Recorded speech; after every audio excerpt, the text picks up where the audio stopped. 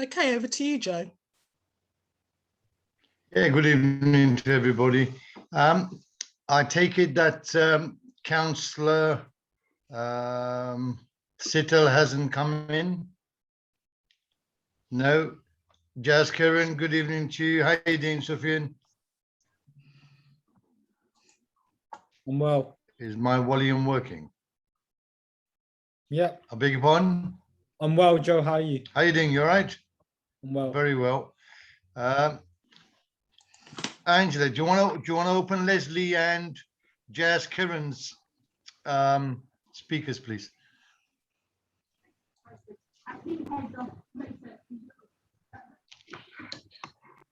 We're here, Joe. Hi, everyone. Hi, everybody. Good evening. Should we stay Carry on. unmuted?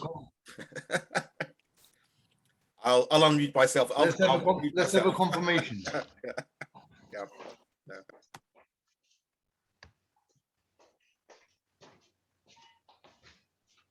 How you doing, Leslie? You okay? Yep, all good, Joe. All very good. I think we'll follow the instructions from Angela that when we're not speaking, just to be on mute.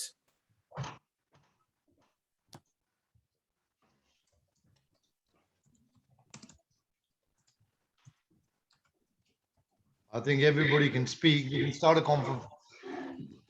conversation. Okay. Well, look. I mean, let's unmute. Councillor, you might as well unmute as well.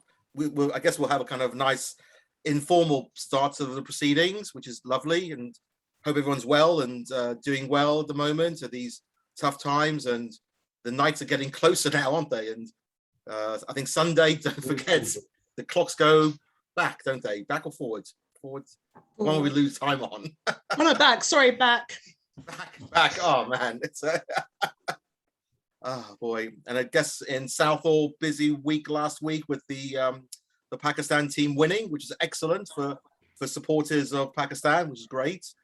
What else has been happening in Southall that's been really, really good and really positive? Anything, Sufyan, that you found positive this week? Well, everything. I mean, I've been at work most of the week, working today. So, yeah, everything's going well in Southall. Nothing on my part in terms of any issues, just about parking, really. It's just an issue on parking, which I need to raise at some point in the meeting. I mean, I'm pretty sure everybody here drives or knows someone or knows the highway code at least. Now, Councillor, can you, this would be a good point for you to come in. Councillor Chohan, is it legal to park on a double yellow line? I don't think so. I think that's the whole point of the double yellow line. Right? Yeah. So at the top. But my highway code is not as up to scratch as it should be. Right. So it's not legal to park on a double yellow line. Now at the top of Beverley Road, there's a double yellow line, as this is a dead-end road, very narrow road on both sides. Now, drivers decide to park either side of the road like that, so the road becomes even more narrow, with 4x4s normally, making the come out very dangerous. When you approach the end of the road, you can't see left or right onto Norwood Road either side, and that's very, very dangerous, not just for new drivers, but for drivers who have been driving for many years. Now, I personally approached a driver the other day, and I said to him, mate, you can't park here. And he said to me, who are you? And I said to him, I'm no one, I'm not the council, I'm just telling you, it's the double yellow line, you shouldn't park here. And he goes, well, if you've got an issue, ring parking enforcement. So that's exactly what I did. Waited an hour and a half on the phone, got told by parking enforcement, it's not their problem, it's a police matter. So then I rang 101, they turned around and said to me, no, it's a council issue. So at that point, I didn't know, because the council said it's a police matter, the police said it's a council matter. So I didn't know who to go to. So then again, I left it how it was. The driver was parked there for a day. He owns a shop at the top of Beverley Road. And every day he's got a different car parked at that spot. And I said to him, can you please inform your customers, it's a double yellow line, not to park there. There's a car park a few meters down the road. You can park in there. Very reasonable request. If your customers don't want to pay for parking, that's not my problem. I'm not risking an accident, because twice it was nearly a head-on collision because of that. Because you can't see coming out that road at all when there's cars parked either side. Now, I've got photographic proof of 3 different cars, I believe 3 or 4 different cars parked in that exact same spot either side. And I've emailed this to parking enforcement. I rang a councillor, I can't remember his name. He's a Norwood Green councillor. He's not taking it on. So Councillor Chohan, if you don't mind, I know you've got a lot of casework at the moment, but if I email that to you, I mean, if you can look into that for me, please. Yeah, if you could send me the reference number that you were given by the parking enforcement team when you first called them. There should be a reference number with your case, then I can follow that up, because it sounds unusual to me. I would assume that should be something that parking enforcement should be dealing with rather than the police. So that if you've been given incorrect advice, that needs to be understood why that's happened, and the correct training needs to take place, I think. But that's my assumption. If it's otherwise, I can definitely get back to you with an answer on that. That's fine. Yeah, I'll email you that across tomorrow. It's a really good point you raised there, Sophia, because one of the key issues that we hear time and time again from residents of Southall, and it seems to be specifically to Southall and some of the other kind of areas which are not as kind of deemed to be worthy as, say, Ealing or Ealing Broadway, is when it comes to parking enforcement, it very rarely happens compared to, say, Ealing Broadway. And I was wondering, Councillor, if we can maybe, I don't necessarily want to do a freedom of information request because it'll take maybe a month or so, but I wonder if we can get some data on the number of enforcement officers there are in, say, Ealing Broadway, say, by the centre, versus, say, Southall Broadway, and we can see how much efforts are put into that, and especially at night time, as well. I mean, daytime's bad, but nighttime also, people, coming home, people who are disabled, which sadly many people in Southall are disabled.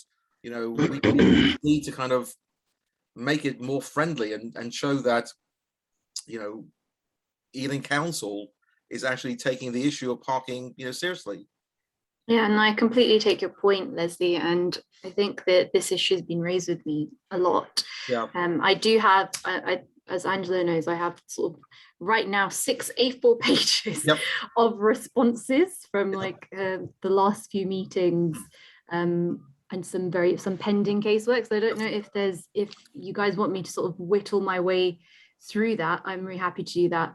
And there are some stats in there on enforcement, parking enforcement and PCNs that have been issued along the Broadway, but that particular question of the number of enforcement officers in Southall versus Ealing, I can definitely find that out for you. But to say that parking enforcement is one of the issues that I've got in that long 6-page document. So how would you guys like me to sort of proceed with that? Carry on. Chohan, can you actually go through your log? Yeah, I'm definitely. Because I think it's important, as you said, there were various points raised in the meeting in July, and you have had responses. Yeah, so if you go through. It's not only that. So what I've done is the list of things that you brought up, Angela, since the July meeting as well. I've also managed to get some responses on those, including the Spencer Road, Playground. Spencer Street, or the Spencer Road, Spencer Street Playground, exactly. So just to sort of reiterate, these are responses directly from the leader's office and also from council officers. So these are their words. Just before I start, okay, so there it's all sort of written. So I for ease, sort of categorize these in terms of the different policy areas. So the first one is active travel. There was a question that said there were concerns raised about poor cycle safety in Southall. A proposal from the audience was for more cycle lanes. I fed back information on the updates proposed for the Uxbridge Road, but what further work is being done around this? So this was a question. So the question from the answer from the leader's office is, I absolutely agree that we need to do more to make cycling safer in Southall, and this area will be a key focus of our active travel programs going forward. We are moving ahead with the Uxbridge Road Cycle Corridor Scheme that will provide a safe, segregated route from Southall to Hanwell. The Greenford Road segregated cycle lane is also permanent. I've asked that we ensure that future active travel programs align well with those areas where there are needs to tackle air pollution, public health issues, and the highest risk to those cycling or walking. But if anybody has particular sort of recommendations, this is me chipping in here.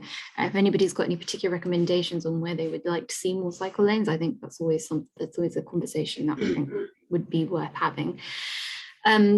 Next point was the current canal ways are unsafe and riddled with fly tipping. Is there a joined up proposal to improve this with the Canal and Riverside Trust? The recent case of a body being found in the canal in Southall further highlight safety concerns. And the answer was we work closely with the Canal and River Trust across their network in the borough on programs both to clean up the areas around canals and to improve the towpaths so they're more usable for active travel. I've asked officers to liaise with the CRT, which is the Canal and River Trust, about the Southall area in particular to see what additional action can be taken. And I'll be keeping an eye on what those additional actions are so I can feed back to this meeting once I get a response.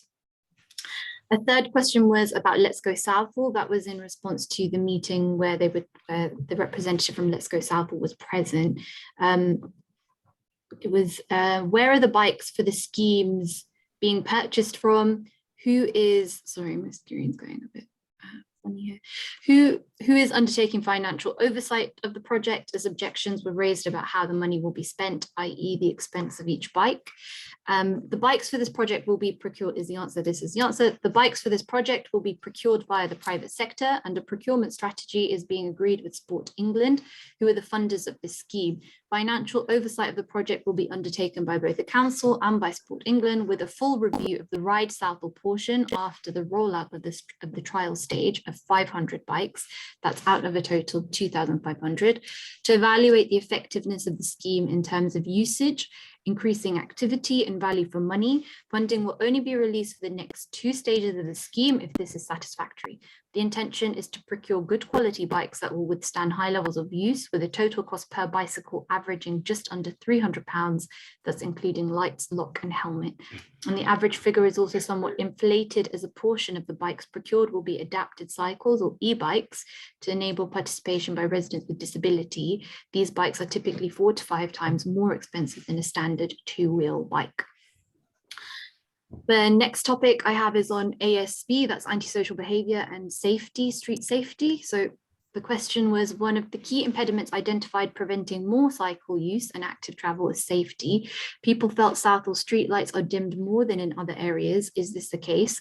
Which streets experience higher levels of dimming? When will out dimming policy, I think I miswrote that sentence. So when will the dimming policy be reviewed, as many women have expressed significant concerns considering the Sarah Everard case and other worrying cases more locally? And the answer was, there is no difference in the streetlight dimming policy across the borough. The same standards apply in all of our towns. While reducing the strength of streetlights can be an important means of saving energy, we're currently reviewing the policy to see if this needs to be amended to ensure people are confident using the streets, and we'll be bringing this as a matter to discuss at Labour Group in the near future to agree on a way forward. And just as an added, for everybody to know, there have been cross-party discussions by female councillors and officers about female safety in the borough. So again, I'm very happy to feed back any sort of additional points anybody has and wants to raise in that forum. A recent one that was brought up from last month's forum, I think, was begging on Southall Broadway and spitting by beggars. So the Safer Communities team responded to this one, and they've said that they're currently working with the Southall Broadway Safer Neighbourhoods team on this issue. In the last 6 weeks, the police have been issuing community protection warnings to those who persistently beg on the Broadway. If these warnings are breached, the offenders are issued with community protection notices. A breach of that notice is prosecuted through the magistrate's court, or a fixed penalty notice is issued. In the case of those who are of no fixed abode and are begging, they would be arrested and prosecuted. At present, those who have been issued the notices are for the most part compliant with them and not engaging in this behaviour on the Broadway. If the above remedies do not abate the nuisance, the Safer Communities team can look at applying for injunctions against those individuals who have been identified as engaging in antisocial behaviour or aggressive begging. And they ask us to sort of keep reporting these incidences to the police online, and I'm going to copy and paste this link that they provide and or to the Safer Communities team via their on-duty line or via email. So I'm just going to stick that in the chat here.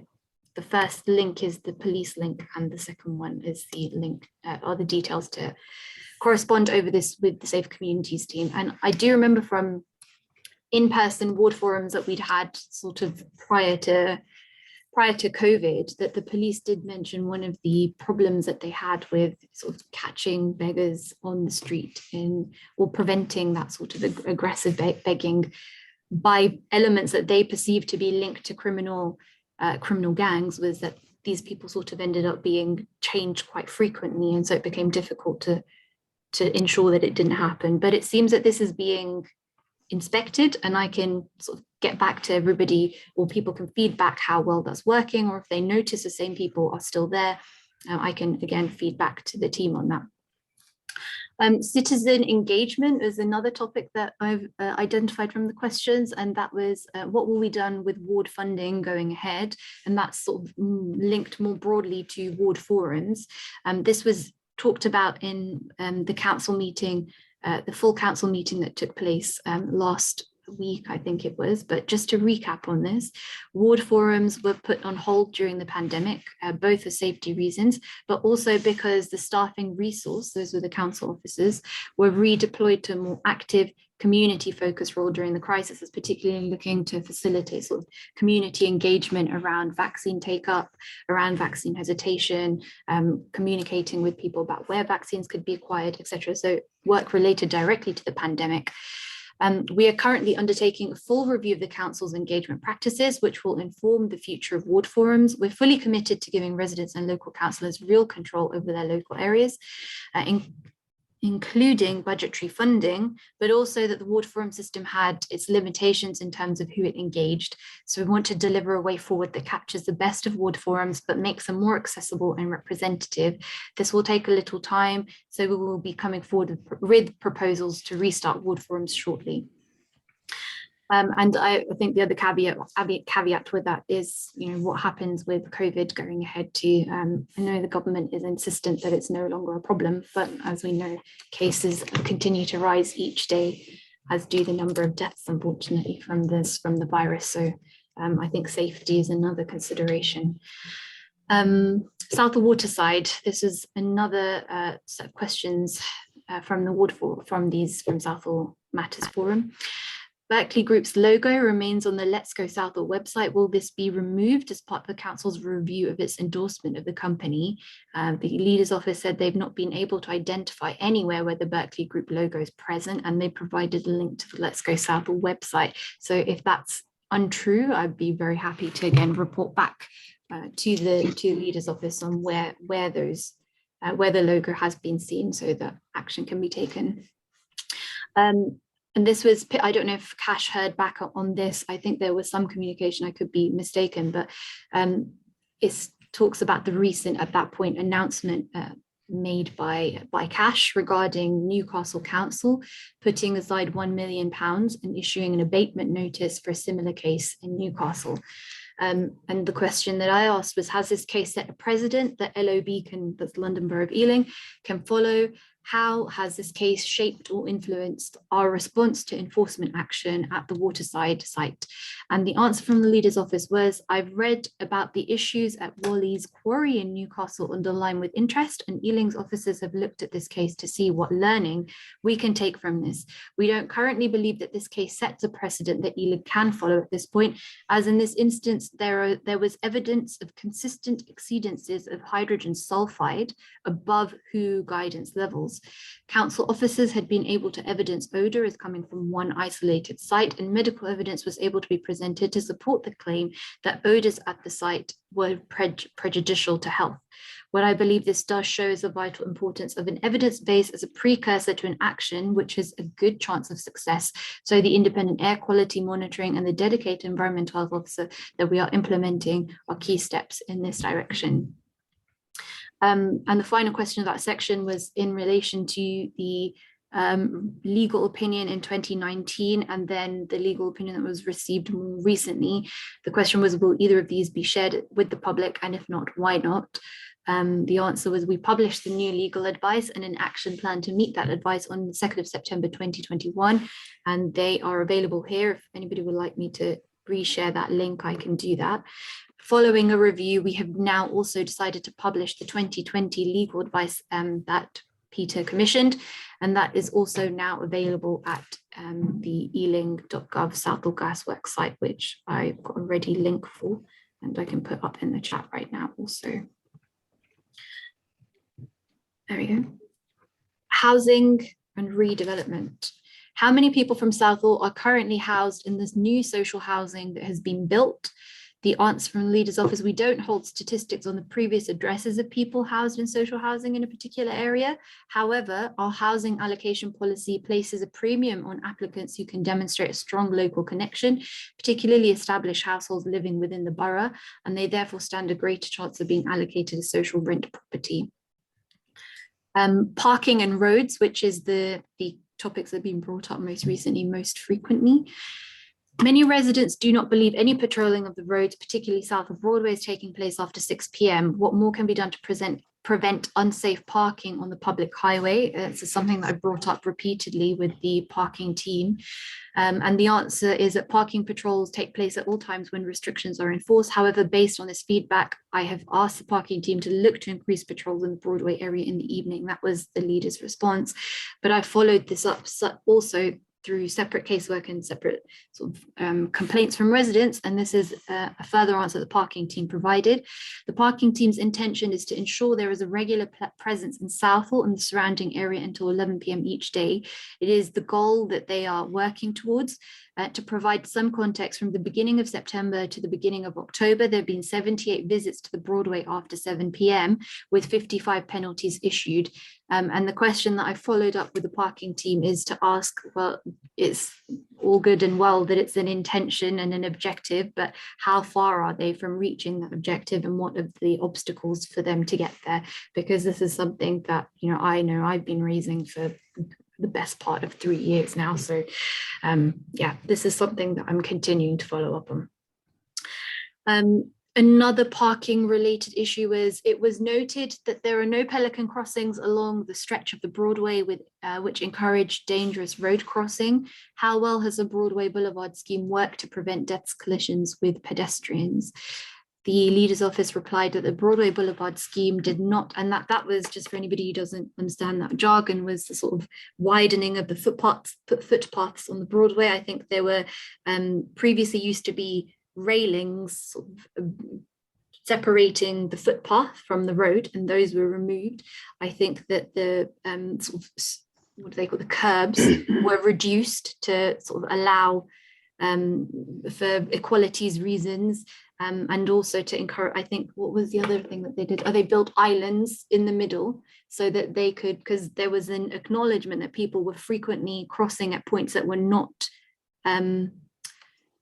traffic lit points. So to create these openings for people to cross at different points at the islands, and as a result of that, traffic lights were removed from key points along the Broadway, I think, yeah. To allow the flow of traffic, and alongside that, the 20-mile-per-hour sort of road speed limit. So those are, I think, what the Broadway Boulevard scheme refers to.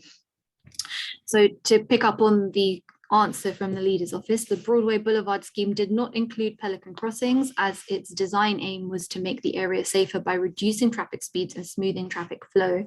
Since the introduction of the Broadway Boulevard scheme in 2015, TfL records suggest there has been a single fatal accident involving a pedestrian on this stretch of road, and that was in 2016. There had been multiple fatalities in the previous 5-year period on this stretch.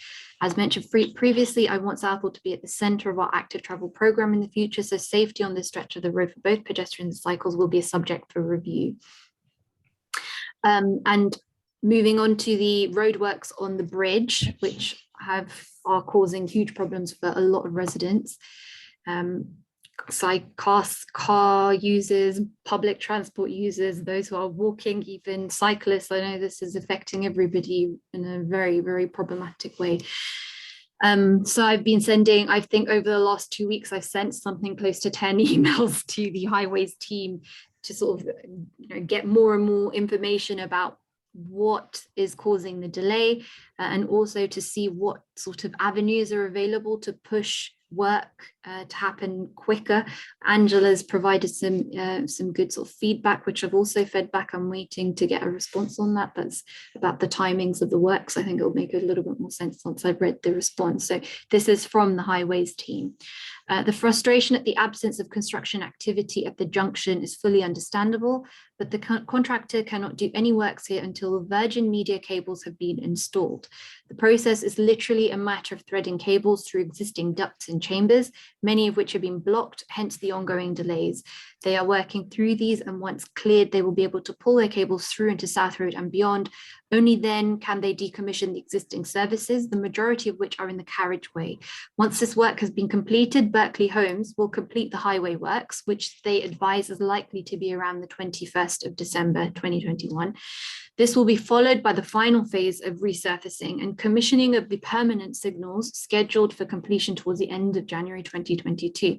The work stages involved have to be completed consecutively and not simultaneously, so there is no scope for time savings. Also, increasing resource levels at the junction will require additional working space, i.e. more road space, and inevitably more disruption.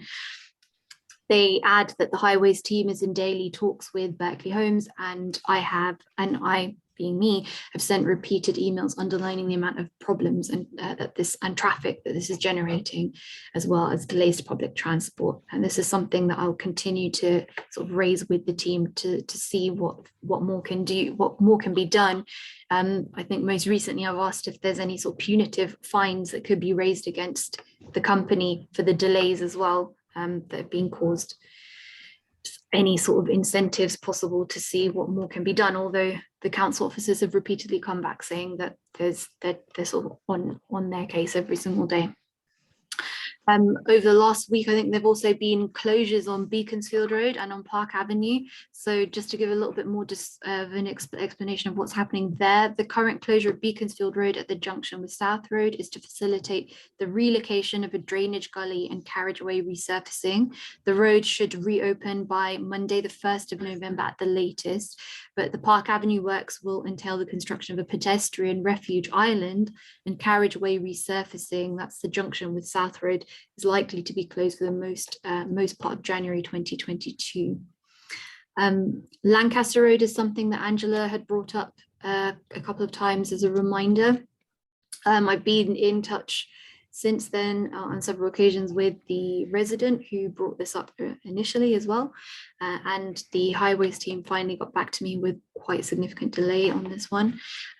Their response was, having now spoken to my colleague, he informs me that he observed the junction for quite a while. That's the junction with Lancaster Road and Uxbridge Road, and that the main issue is driving behaviour, because the original issue was regarding parking spaces, park and pay and ride spaces Park and Go, I think it is rather. I think there's about two spots at that junction, and the resident who'd complained about this said that this was causing, a very tight entry to the road. Lots of drivers were coming in and then having to turn out. It was creating bottleneck and sort of aggressive behaviour down Lancaster Road. So that's just a bit of background on that. Motorists tend to approach the Broadway in the middle of the carriageway and are not giving way to those entering. This happened to my colleague when he attempted to enter to the carriageway at the entrance below is over 6.3 meters, and the clearance between the parked cars is approximately 5 meters. There are many busy locations across the borough with a lot less space, so we're not convinced that removing parking will make a great difference to the flow of traffic, as mentioned. And so this was what they're looking for, is sort of more evidence to be able to witness what the resident brought, be it the issue that was brought to their attention. And I've asked for sort of more photographic evidence for when that junction is particularly busy, so that can help them in their assessment over, looking and thinking about possible amendments. Then we're almost there. There's 3 more sections, and I'm open for questions and comments. Youth services. So there was a call for a youth conference to be held to openly discuss young people's concerns with stakeholders. This is particularly important considering the proposed closure of the YAC at its current location. Would it be possible for the council to facilitate this as part of its new approach to engaging the public more broadly? And that was actually Jean's question. So the answer, I'm glad she's there just in time for that. It was, the leader's office replied, we've made a public commitment to providing a full replacement for the YAC, replicating and building upon facilities that are currently available on a new site. We want to do this in conjunction with local people, letting them decide what they want from a new design the use of space, and hopefully through alternative models of ownership, hold the building in trust for future generations. This investment, along with investment in the Dormers Wells Hub and Dominion Centre as interim locations for youth provisions locally, will be partly funded through investing the proceeds from the delivery of genuinely affordable family homes on the current YAC site. We will be undertaking a wide-reaching programme of consultation with young people, both about how the interim solution can work and on the design of the permanent new youth centre. Environmental services. This was in relation to loads of pictures that Joe very helpfully sent me with the bins overflowing on Southall Broadway on the 25th, I believe it was. I've raised this issue with council officers, and they're looking and investigating at litter bin clearance, looking at zoning bags, commercial waste left outside, out of time bans, and no fly tipping enforcement. I've received an email which is very lengthy and with lots of statistics about, and I received this just before logging on, but I can read this. It's about the number of PCNs and the enforcement that's taken place in the Southall Broadway area since October the 1st to date. That's 41 fly tipping investigations that have been conducted, 4 FPNs to the sum of £150 each have been served, 16 FPNs for spitting to the sum of £150 each, 70 FPNs for littering to the sum of £150 each, 2 commercial waste containers stored on the highway, and that's 1 FPN to the, and that's a fixed penalty notice, which is a fine essentially, to the sum of £100 served, 1 FPN to the sum of £100 that is ongoing, 2 unlicensed skips on the highway, that's 1 FPM to the sum of £100, 1 is ongoing, 1 private land use issue, i.e. spillage of waste onto the highway, the section 163 notice that was served on a landowner, 2 abandoned vehicles were removed, 1 abandoned bike that's ongoing, commercial waste, 1 commercial waste on private land, duty of care is ongoing, 8 commercial waste on highway, that's £400 served for each offence, totaling £3,200, and 4 illegal street trading, that's £150 served for each offence, totaling £600. And they also go on to talk about how CCTV is being used in 3 investigations in the Southall Broadway area in relation to fly tipping. And there's a whole load of other information there about restaurants, problematic restaurants on the Broadway stretch that they again are working with, particularly they've mentioned, oh, the email's gone just there.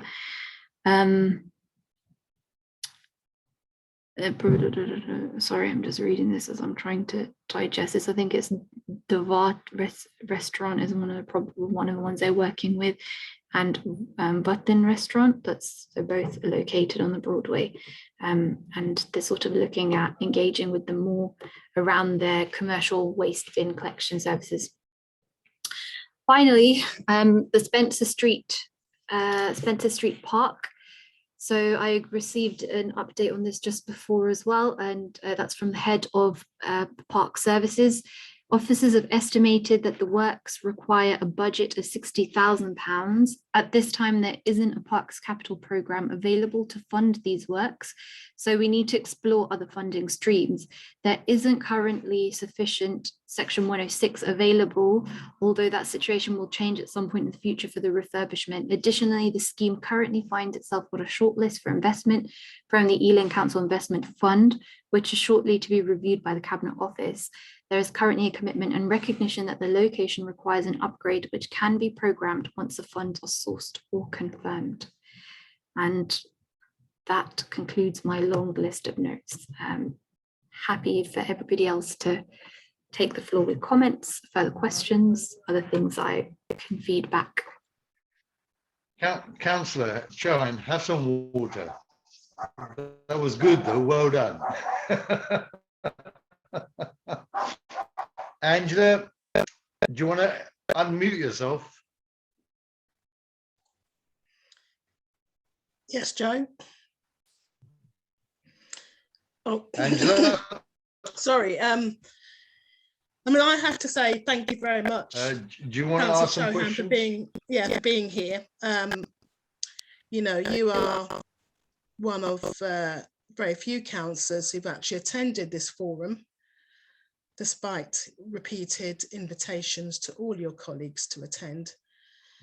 I mean, what struck me really regarding the situation to do with antisocial behaviour on the Broadway, it's still a very persistent problem.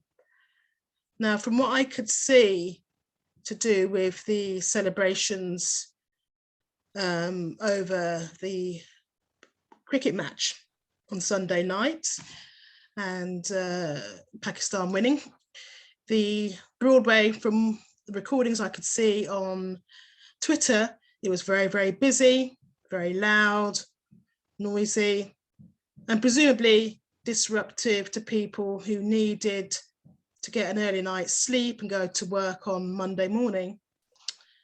I've also seen Joe's videos from, I don't know if it's the same night or the night after, but there was litter everywhere, bins overflowing, lots of bin bags around bins. It just looked totally unsightly.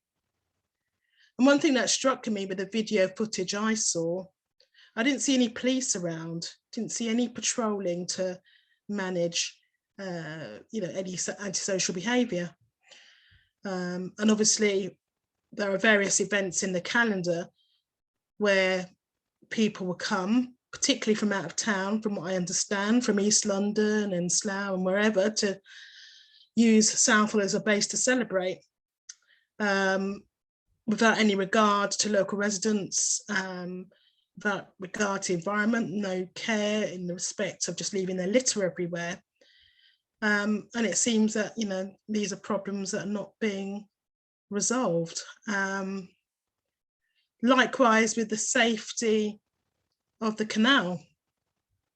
Now, as far as I'm concerned, that should be perhaps a more frequently used cycle route.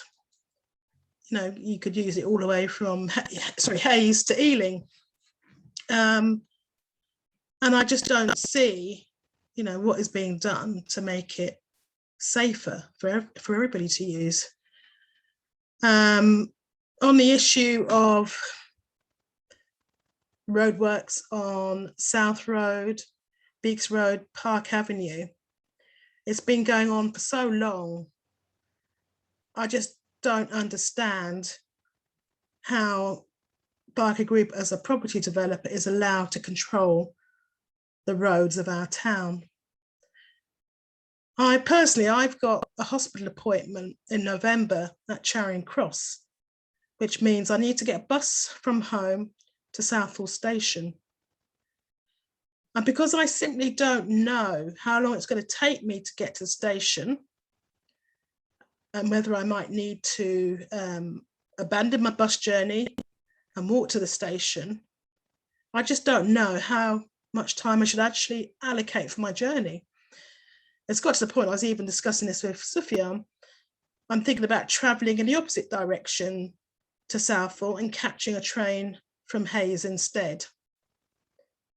Because if I arrive late for my appointment, that's it. You know, there's no alternative given. So, you know, to me, there's no real regard for people who are disabled. Obviously, you know about Mr. V, who has difficulty crossing South Road onto Beaconsfield Road and vice versa.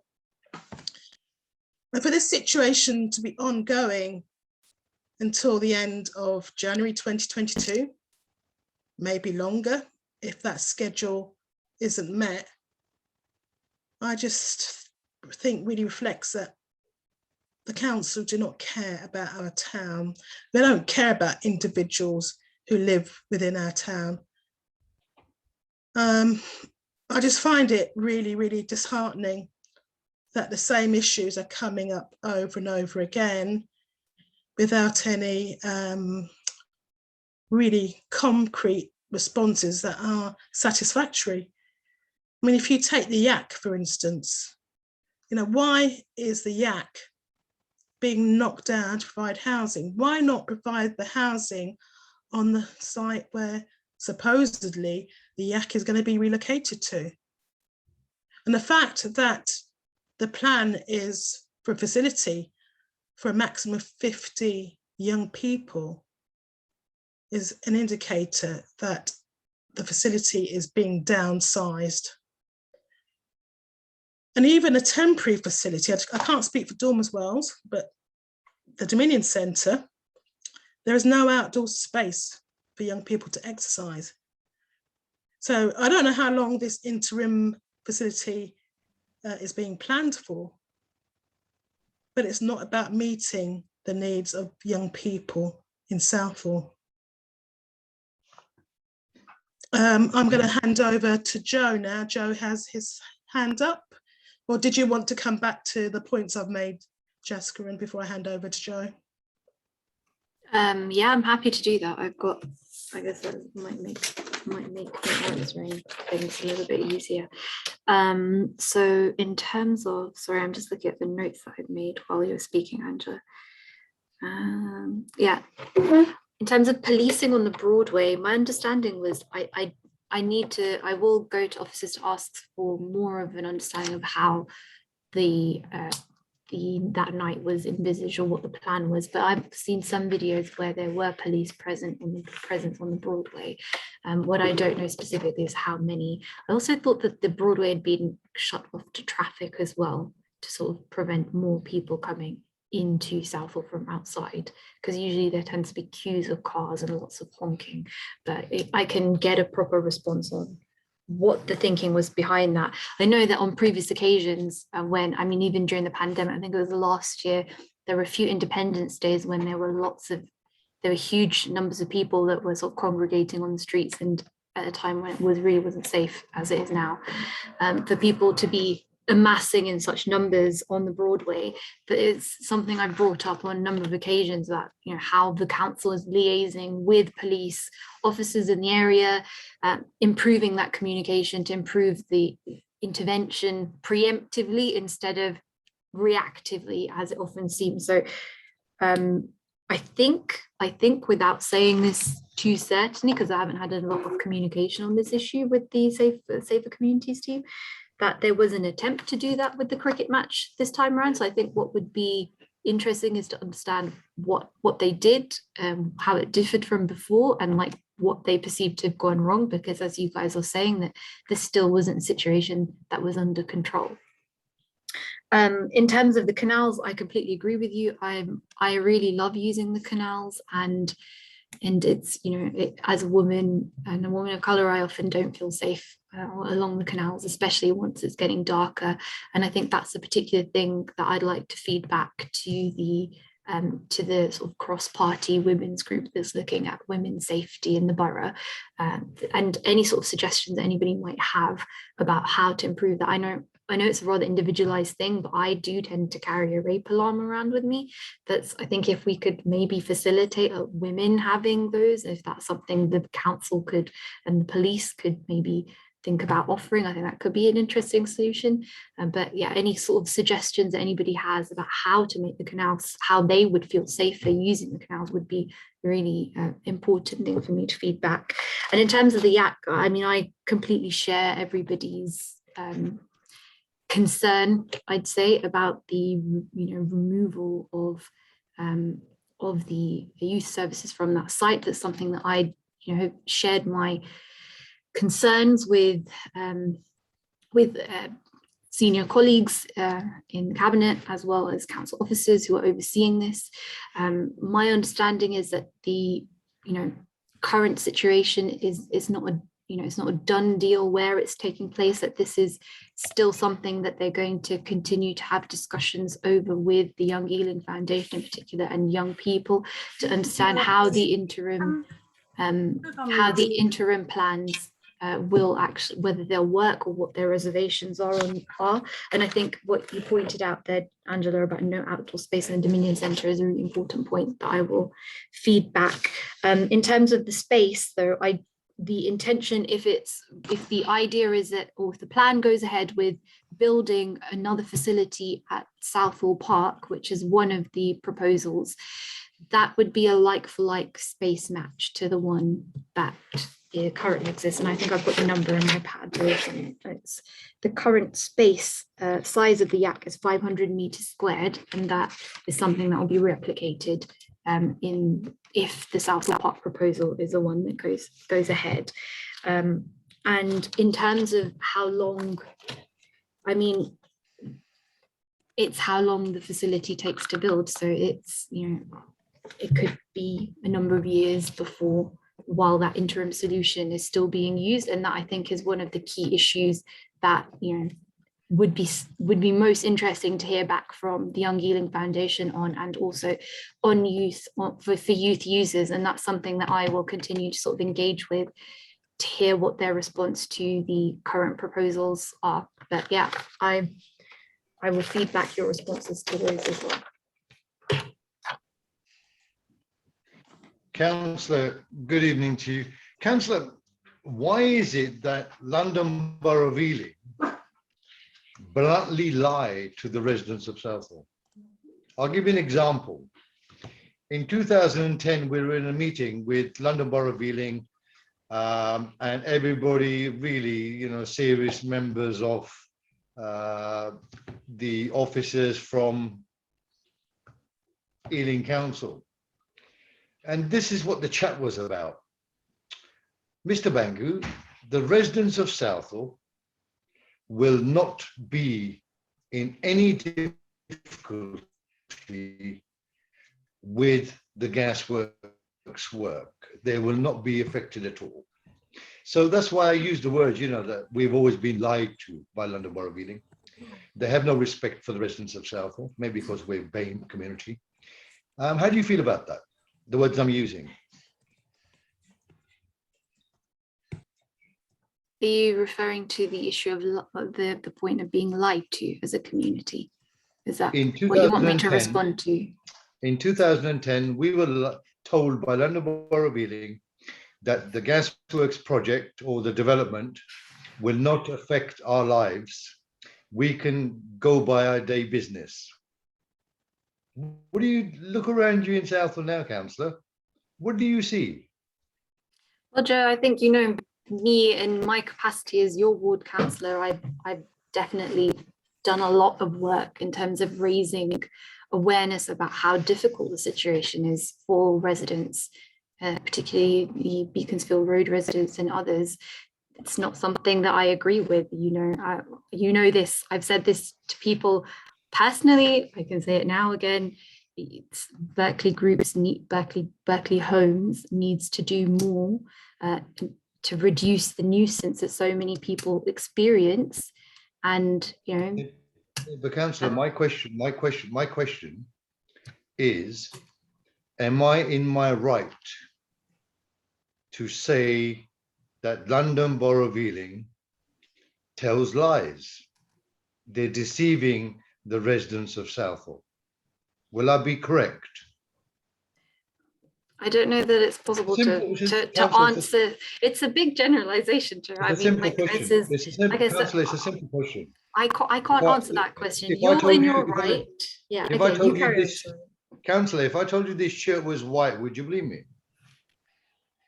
The shirt I'm wearing, if I said to you it's white, would you believe me? You wouldn't, would you? Because we're not daft and we're not stupid. So that's how I feel that I've been treated as a resident of Southall. They think that we're idiots, we're stupid, and we don't care about our environment. If you look around Southall now, and I hope you take some notice, you've just lost the election because you've lied, lied, lied, and lied. And you keep on lying, and you're a part of it. If I was working in a company where my boss was a crook,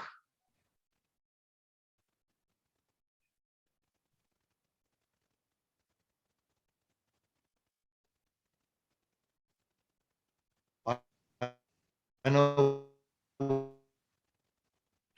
where the door is, okay? I would not do anything wrong.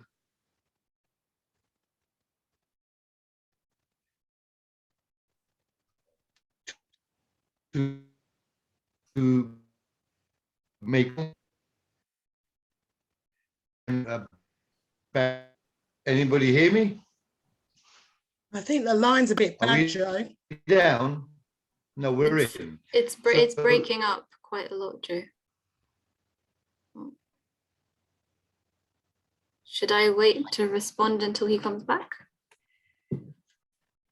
I'm a bit conscious of the time.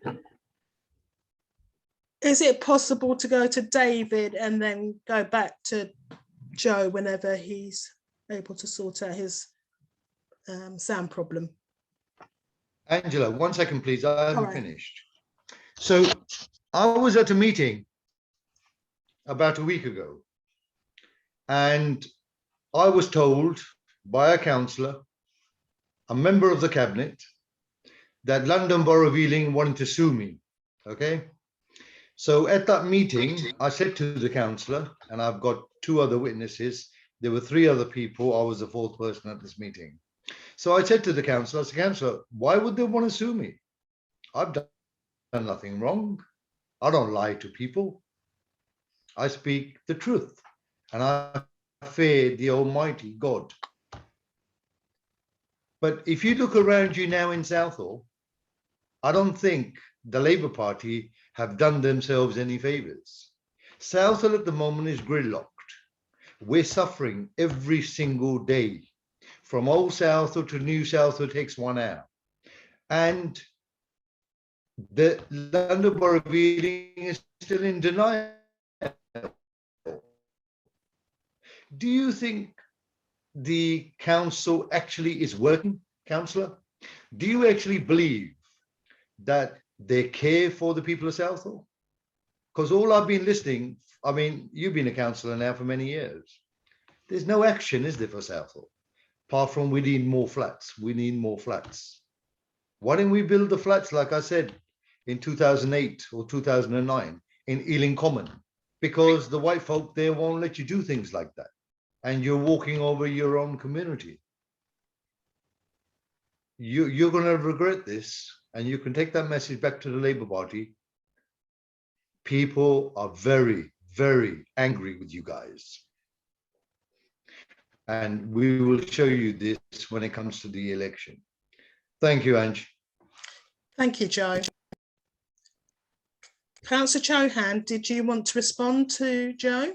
Please, yeah. I think I've sort of shared with you all on various occasions my own struggle of being a councillor in Southall, and deciding when I did to join the Labour Party, and feeling very strongly that I side often with the community and trying my very best to represent everybody. And I think that the proof is in the pudding, that I turn up to these fora, I do work, I represent you guys. I've taken back all the criticisms and the points that you've raised, and I do that on a consistent basis, even though I get a lot of the flack that often is not just for me and isn't reflective of the work that I do for the community either.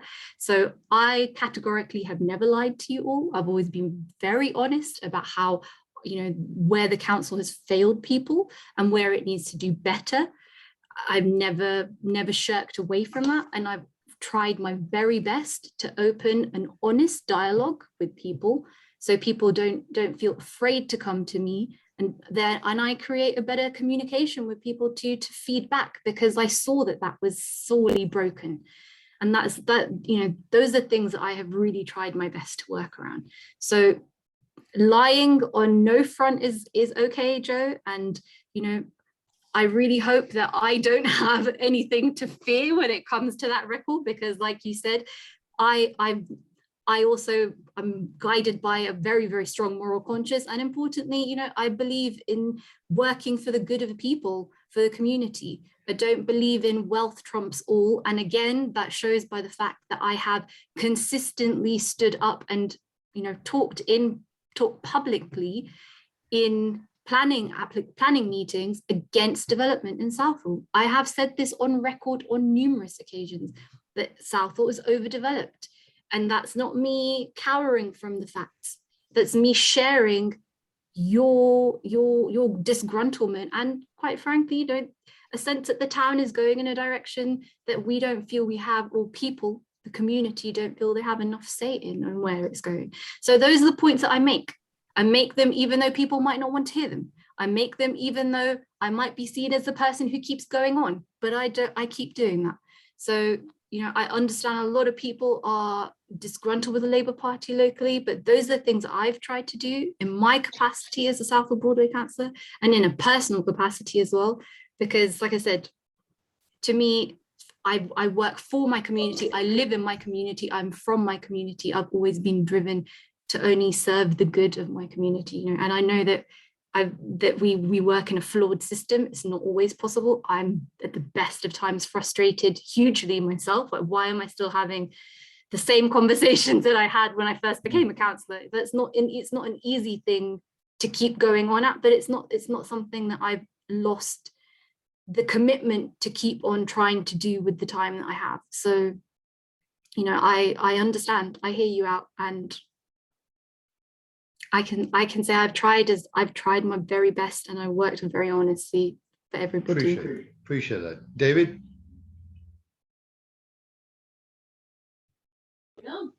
Thanks, Joe. Hello, can you hear me?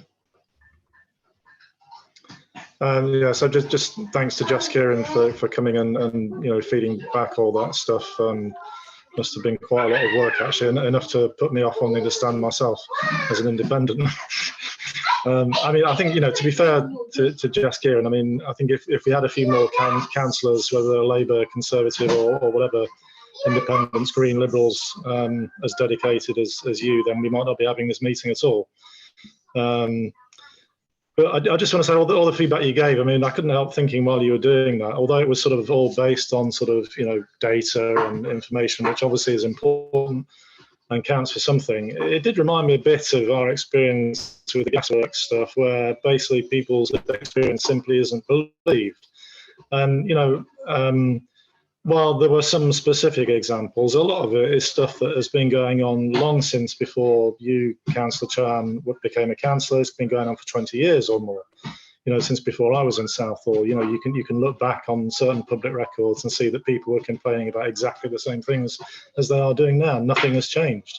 Or if it has changed, it's only been very briefly, maybe when the council changed hands for a period, or maybe in the lead up to the election. I've noticed recently the streets are getting a bit cleaner, with May's elections coming up. I don't know if that's a coincidence or not.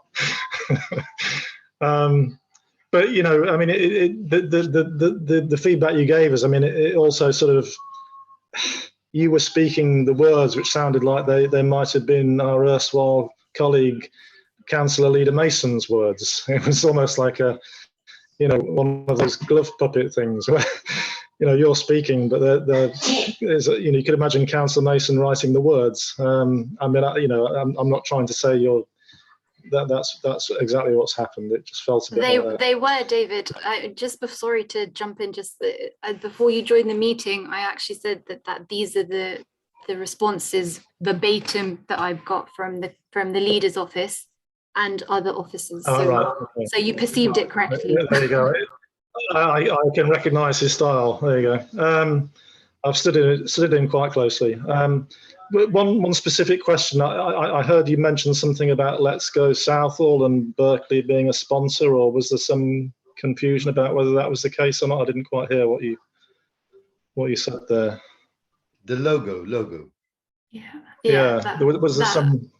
So the point that was made in July's forum was to Rajinder Singh, who's leading Let's Go Southall, and it was a question about Berkeley Group's involvement with the scheme, and sort of, and at that point, I think Councillor Mason had maybe become leader and had said as part of his, I don't know how many points it was, and that he'd sort of talked around that removing Berkeley Group sponsorship from council programs was one of the objectives that his administration was working towards. So the question was specifically whether the Berkeley Group logo was still present on Let's Go Southall, given it's, you know, a program that's being, the funding is being overseen by the council basically. So the response to that was no logo is visible to the leader's office, and the link was provided. But if anybody's seen otherwise, that's something I can definitely go back to with. I was just asking because I remember looking at this a while ago and noticing that Berkeley's name had been removed as a sponsor or a supporter from the website. Yeah, which it has, and they were on there in March and they were off in July. So right, yeah. So that was why it was in response to that sort of pressure of removing the council's visible intertwinement with the company to create, you know, more distance, I suppose, and to show that there was a change in relationship to them. I think is the reason or rationale behind that, and also pressure from you guys, which has worked. You know, but well, yeah, I understand.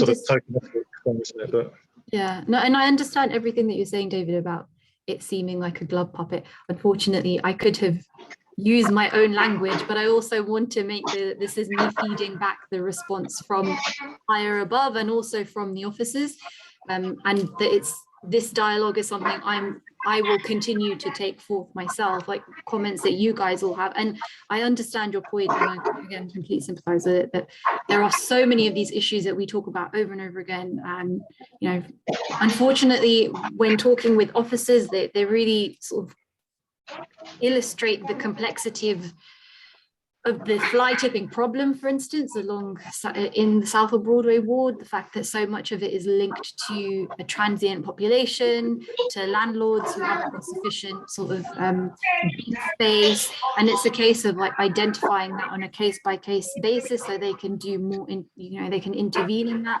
But unfortunately, then tenants change and we get back into the same issue of having to engage in terms of behaviour problems. That's just one point, but it's, for me, the point of continuing that discussion is A, gaining intel, and also B, hopefully people coming up with creative solutions as well, the council officers themselves, because they're dealing on borough-wide scales, maybe haven't come up with. So I think it's important to remember that like Southall Green and Southall Broadway do take like a majority of the council's funding for highway street cleaning services. So although we feel like, you know, our streets are constantly filled with rubbish, a lot of the resources is still invested here. It's just like once a mattress is taken away, unfortunately, something else gets dumped in its place. And I think, I mean, Jan and Joe, it'd be interesting to see what the cameras, when the cameras were placed, like, you know, along those in key areas, like whether that made a difference. And, you know, I think, you know, there's been an attempt to engage differently around that theme in particular. But yeah, no, I understand your reservations and points completely. Okay, can I say something else, or is anyone else waiting? I mean, just about the fly tipping. I mean, Councillor Mason was on this Zoom meeting a few months ago, and Joe, I think it was, suggested that with fly tipping, really, we just need somebody going around every day with a van, you know, picking stuff up off the streets and clearing it, because it's that much of a problem. And you know, Councillor Mason led this forum, these workshops a couple of years ago, which I think, you know, to be fair to him, were well received. You know, it seemed like it was a good idea. People felt listened to. They came up with some ideas and solutions, and I think they were sort of implemented at some level, including the CCTV and the posters telling people, you know, not to do it, etc. I mean, it's hard with COVID really sometimes to really get a good perception of what's changed, if anything, and whether that was due to those actions or whether it's something to do with the COVID, of course. You know, are the streets cleaner? I don't know. It's not really my perception, to be honest. The same problems are still there. Now, Joe came up with the idea of this, that, you know, having someone go around in a van and just picking stuff up as and when needed. Councillor Mason immediately stopped Joe from speaking and said, no, that would cost too much money. So he's not open to ideas, yeah? He's not open to solutions. I actually spoke to one of the Greener Ealing crew who was cleaning up the fly tip. I just went over to say thank you to him for doing the job, you know, and trying to keep the streets clean, so it makes a difference. Nobody likes walking through dirty streets, you know. And he said to me, oh, well, you know, I'm not actually meant to be picking this up because I'm meant to do this on Friday. It was Monday when I spoke to him. But I was just driving past and I thought, I'll pick it up because if I leave it until Friday, there'll be 10 times as much rubbish here then to pick up. And it just makes my job easier, and it's just common sense, isn't it? So, you know, the common sense solution is what Joe suggested. It's what the workers are already doing to some extent, you know, unless they get reprimanded for doing it, unless their boss finds out probably. You know, they have Councillor Mason who's immediately sort of says no to the idea without even giving it due consideration.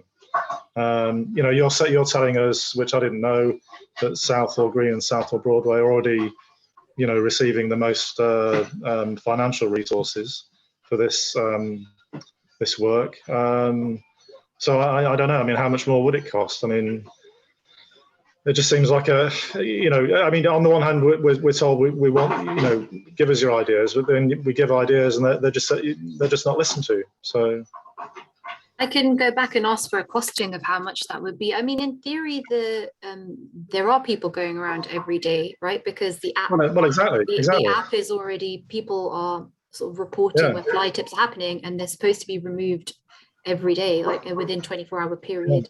That doesn't happen on all occasions, but that's something, you know, that's something that needs to be fed back to the team. I think that's that's the principle that they're working on. So what would be interesting is to understand like how that idea differs to what exists already, and like what they would do differently. Perhaps what you mean, that they would sort of just go in an untargeted way around the streets and just sort of pick up fly tipping wherever they see it, or... Well, I mean, you use common sense. You know, the workers usually know better than the bosses how to do the job, don't they? We all know that. You know, and unfortunately, the best workers usually get made managers sooner or later, and then they're no longer able to do the job, and they're not necessarily the best managers either, are they? Mm. So, but you know, we should be listening to residents. We should be listening to the people who do the job on the street, because they will know the best way to do it. And this guy is basically saying, I go around, I see something, I pick it up because that makes sense to me. It makes my job easier. It keeps the streets clean. I remember before Greener Ealing was, you know, the contract holder, we had somebody called Amy in place. And at that point, the complication was that Amy worked a contract. And so something ridiculous, like, you know, if somebody reported one bag of rubbish and it was on the app, if there was another bag of rubbish that was right beside it, they wouldn't pick it up because it wasn't contractually, they were working to like a very limited amount. Now, what is worth, what I will ask is like how that has changed now. Because I think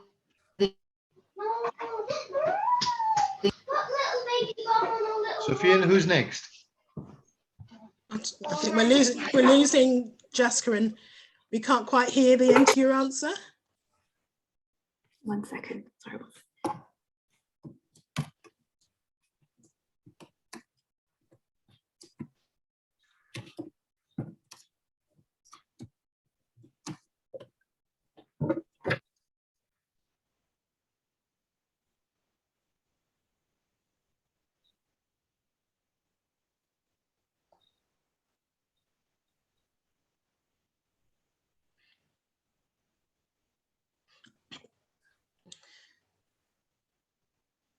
Sophia, and who's next?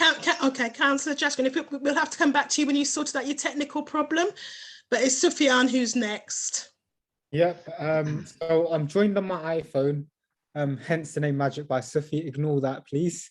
So basically, what I wanted to show was on my iPhone. I've got some footage which I took regarding the parking, as I was talking about earlier. So I'll just show you this. So this is at the top of Beverley Road. I've got a short video. So this is at the top of Beverley Road. So parked perfectly fine, but his customer decides park on a double yellow, clearly states right there. And obviously, luckily there's no car parked on the other side on this occasion. But then if we go further along, this is the day after this, another 2 cars parked, a car parked there. That was just the license plate. Another car parked on a double yellow coming out. I was in the car actually, and I just took this because obviously you can't really see oncoming traffic coming from the left-hand side. So that was just another angle. Very dangerous. And that was on the other side on that same day. Okay. So if you can imagine, both sides are blocked on a double yellow. And I'll just give me 1 second. Yeah, and I just took some close-ups of the number plate to hand over. This is the owner of the shop, this gentleman, who claims he's done everything in his power to park legally. Now, there's a parking bay right behind you, if you can see that.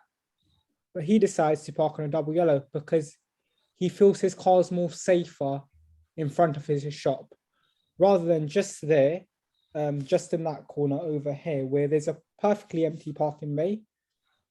And I asked him very politely, sir, can you please reverse your car back? At a reasonable request. I'm not too sure if I sounded unreasonable, but I did ask him very politely, just reverse your 4x4 back. And he goes, no, who are you to tell me? Are you a parking enforcement agent? I said to him, no, I'm not. I'm a resident who lives on this road. And then this is at night. Gentleman had parked there. And then he's in his car at this point, but he had left his car there. And then he walked into his car as I was taking this picture. So he came out from behind me somewhere. And that's just 5 or 6 examples of the same 2 spots. Sufyan, see the curb, see where his back wheel is and his wheel arches, yeah, and his bumper. Yeah. That is actually a police case. And That is actually dangerous parking. We've had a couple of points here on our street where the similar vehicles are parked like that. The police come and lift the vehicles. Don't worry, I'll speak to party leader Leslie to write a letter to highways, yeah, so be from the party basically. So okay, I get your point, don't worry about that. Who's next, please? Yep, take it away. I'll leave from my phone now and then I'll join on my laptop again. I believe it's Jan next. Jan, Come on, can you unmute Jan, yourself? how are you? Good evening all. Hold on, wait for my camera to come on. Hi all. Yes, Good you're evening, pretty as Jan. ever. How are we all? Good. Not too bad. I just wanted to say thank you, Jaskiran, for everything you've done this evening. It was very informative. I had a friend here who was listening, who is also a Southall resident, and she had to go, but she said how informative these meetings are. I've got 2 points. One, I want to agree with Jaskiran on. I use the canal every day from my home up to Ballsbridge, along the Berkeley perimeter, up to Uxbridge Road and Spikes Bridge. I'm finding, like Jaskiran said, it's getting more unsafe between Beaconsfield Road and the Uxbridge Road. The amount of drug taking that is going on in the bushes by the school there is absolutely horrific. The amount of rubbish that is being dumped on the towpath by people taking drugs there, drinking there, is actually quite frightening. And what's more frightening is the amount of people using these electric scooters going along the towpath now. I walk from about 7:30 till 9 o'clock in the morning. People are going to work on their scooters. But what's also happening now, people have got these modified electric bikes. There's one guy that goes along there on a motorbike. Well, it's a bike, but he's converted it. It's got a proper motor on it. So it's like a motorbike going across there. The amount of times my friend and I have nearly been knocked over by a scooter or one of these motorized bikes is very frightening. Secondly, I have to agree with Sufyan.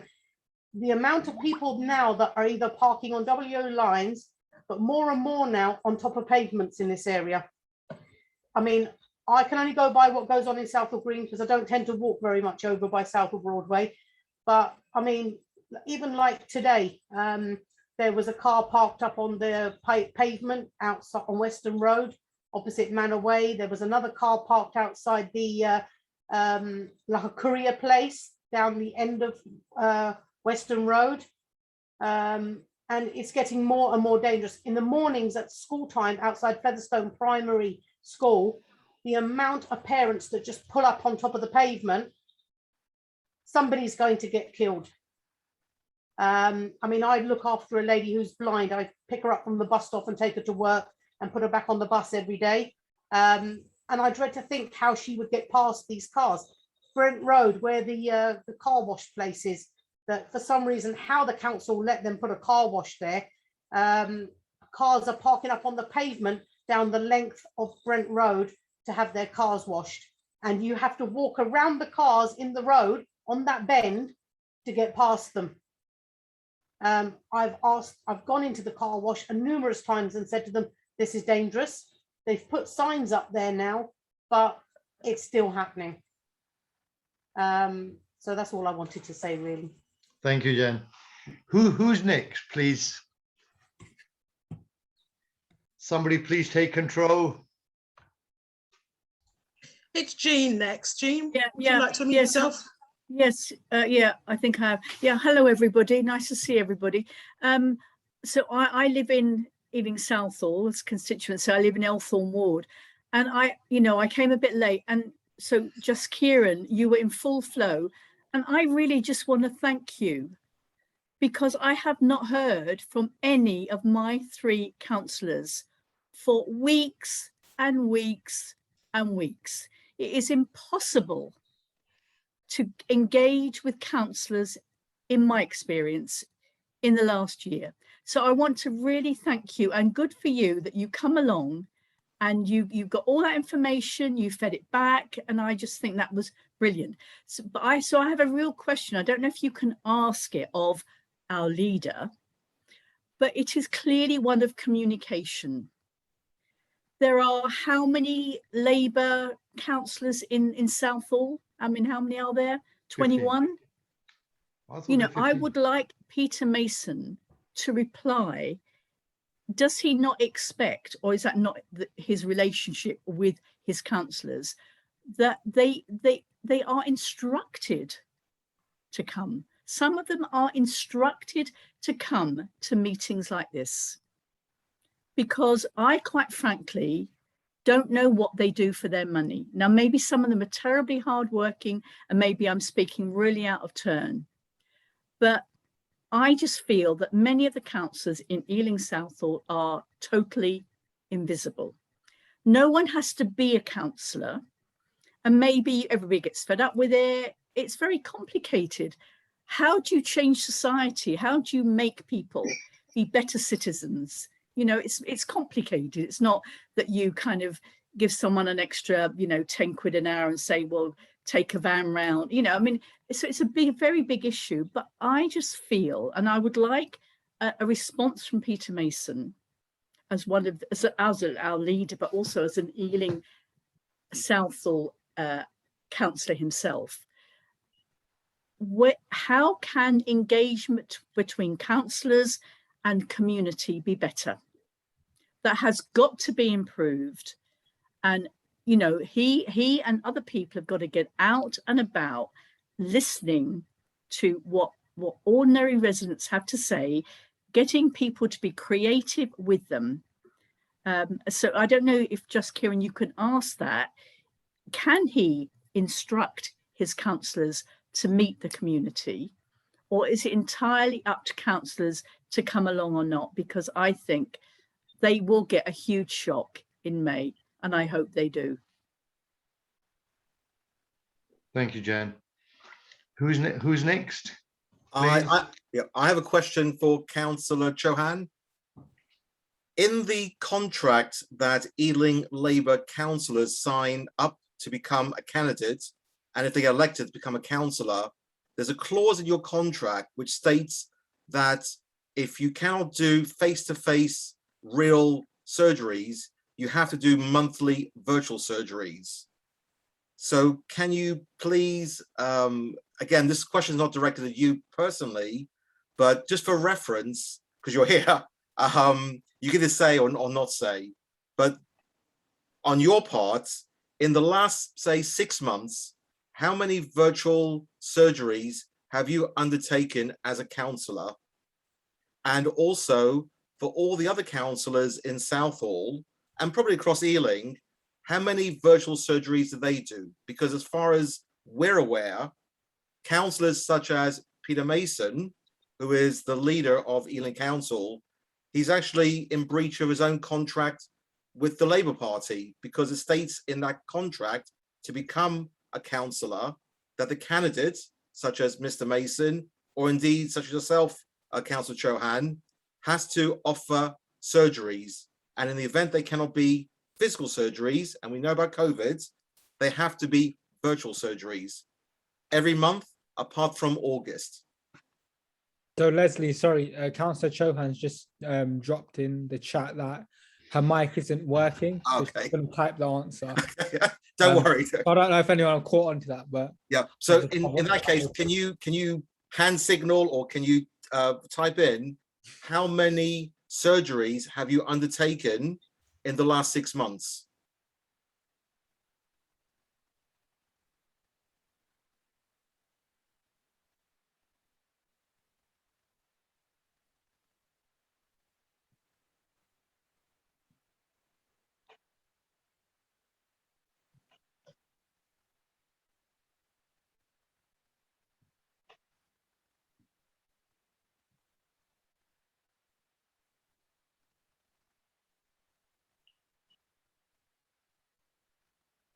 Yep. But within your own wards, which you signed a contract when you became a councillor, it stated you have to do monthly surgeries other than August.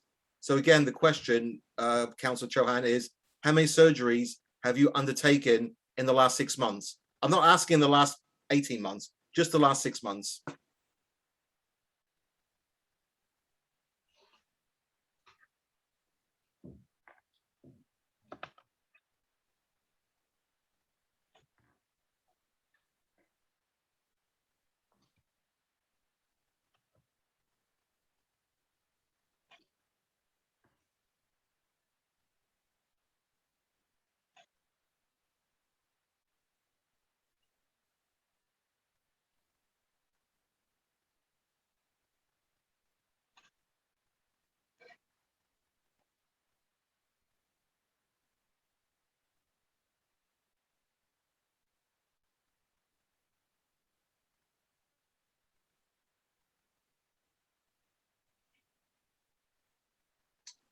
that's slightly different for casework. It's actually surgeries where members of the public can come along and see you once a month, which used to happen prior to COVID, or sometimes never happened in some wards. But the idea of a surgery, a physical surgery, is someone comes into a building and they actually talk to you without making appointments. It's irrelevant to casework. So, and again, in answer to that question, really, then is you haven't had any surgeries. Okay. And again, nothing personal, but do you not read the contracts you sign as councillors? Yeah, but that's not the point. I mean, you're always meant to get in touch with residents on a case-by-case basis. The point of having a surgery is anyone can drop in.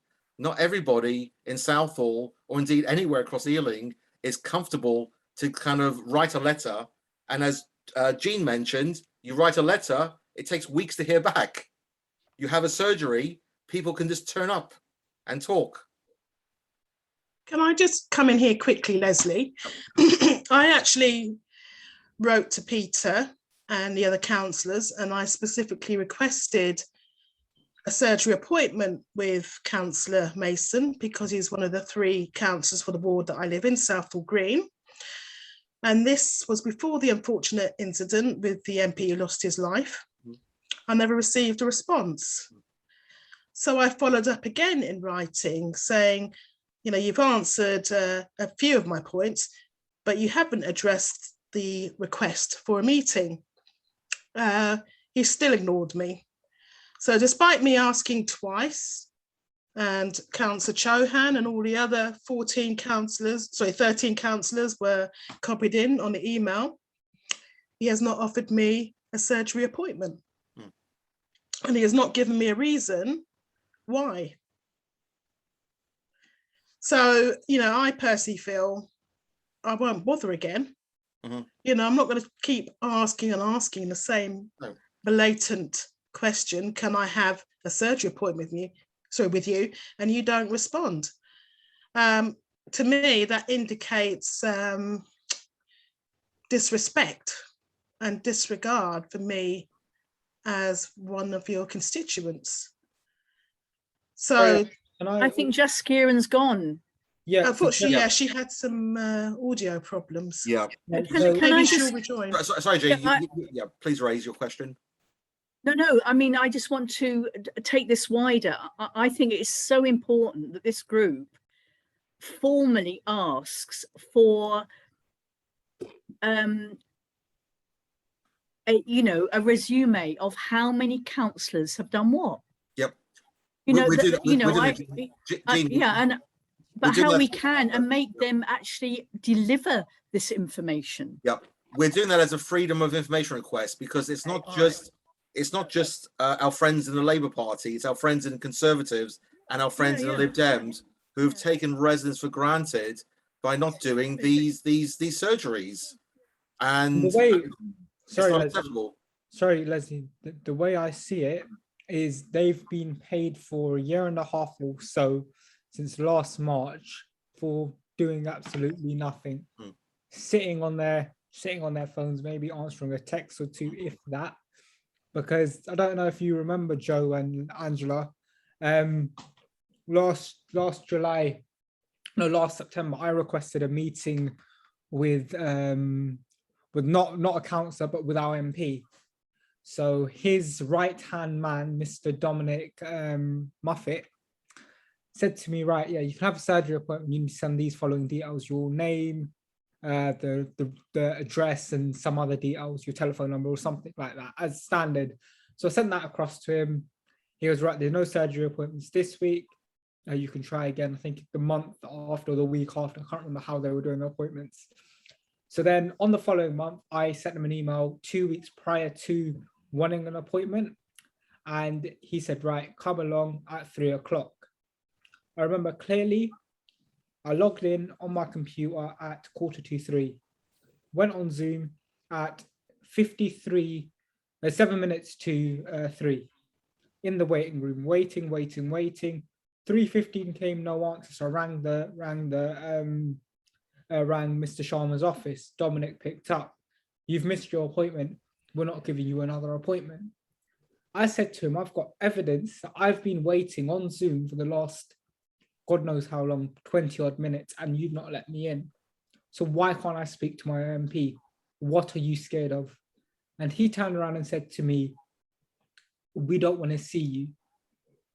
So that's fine. If Dominic doesn't want to see me, I don't want to see Dominic. I want to see Mr. Sharma, who is my elected member of parliament. If he doesn't want to see me, then to be honest, he could get out of that seat and make room for someone else. Whether that's Labour, Conservatives, Lib Dems, Tories, whoever it is, I want to see someone regarding the issue I had. Because then he mentioned that, no, we had a meeting with Cash. I said to him, but I'm not just a Cash member. I am a citizen. I am a resident of yours. I am a constituent of yours. And he said, well, then take it up with the Labour Party.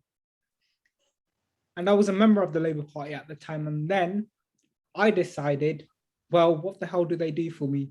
All they've been doing is for the last year, I've not been invited to any events or meetings or anything. I spoke to several Labour Party members and they were like, yeah, there have been events and everyone's been sent the invite. So I contacted the Labour Party membership team.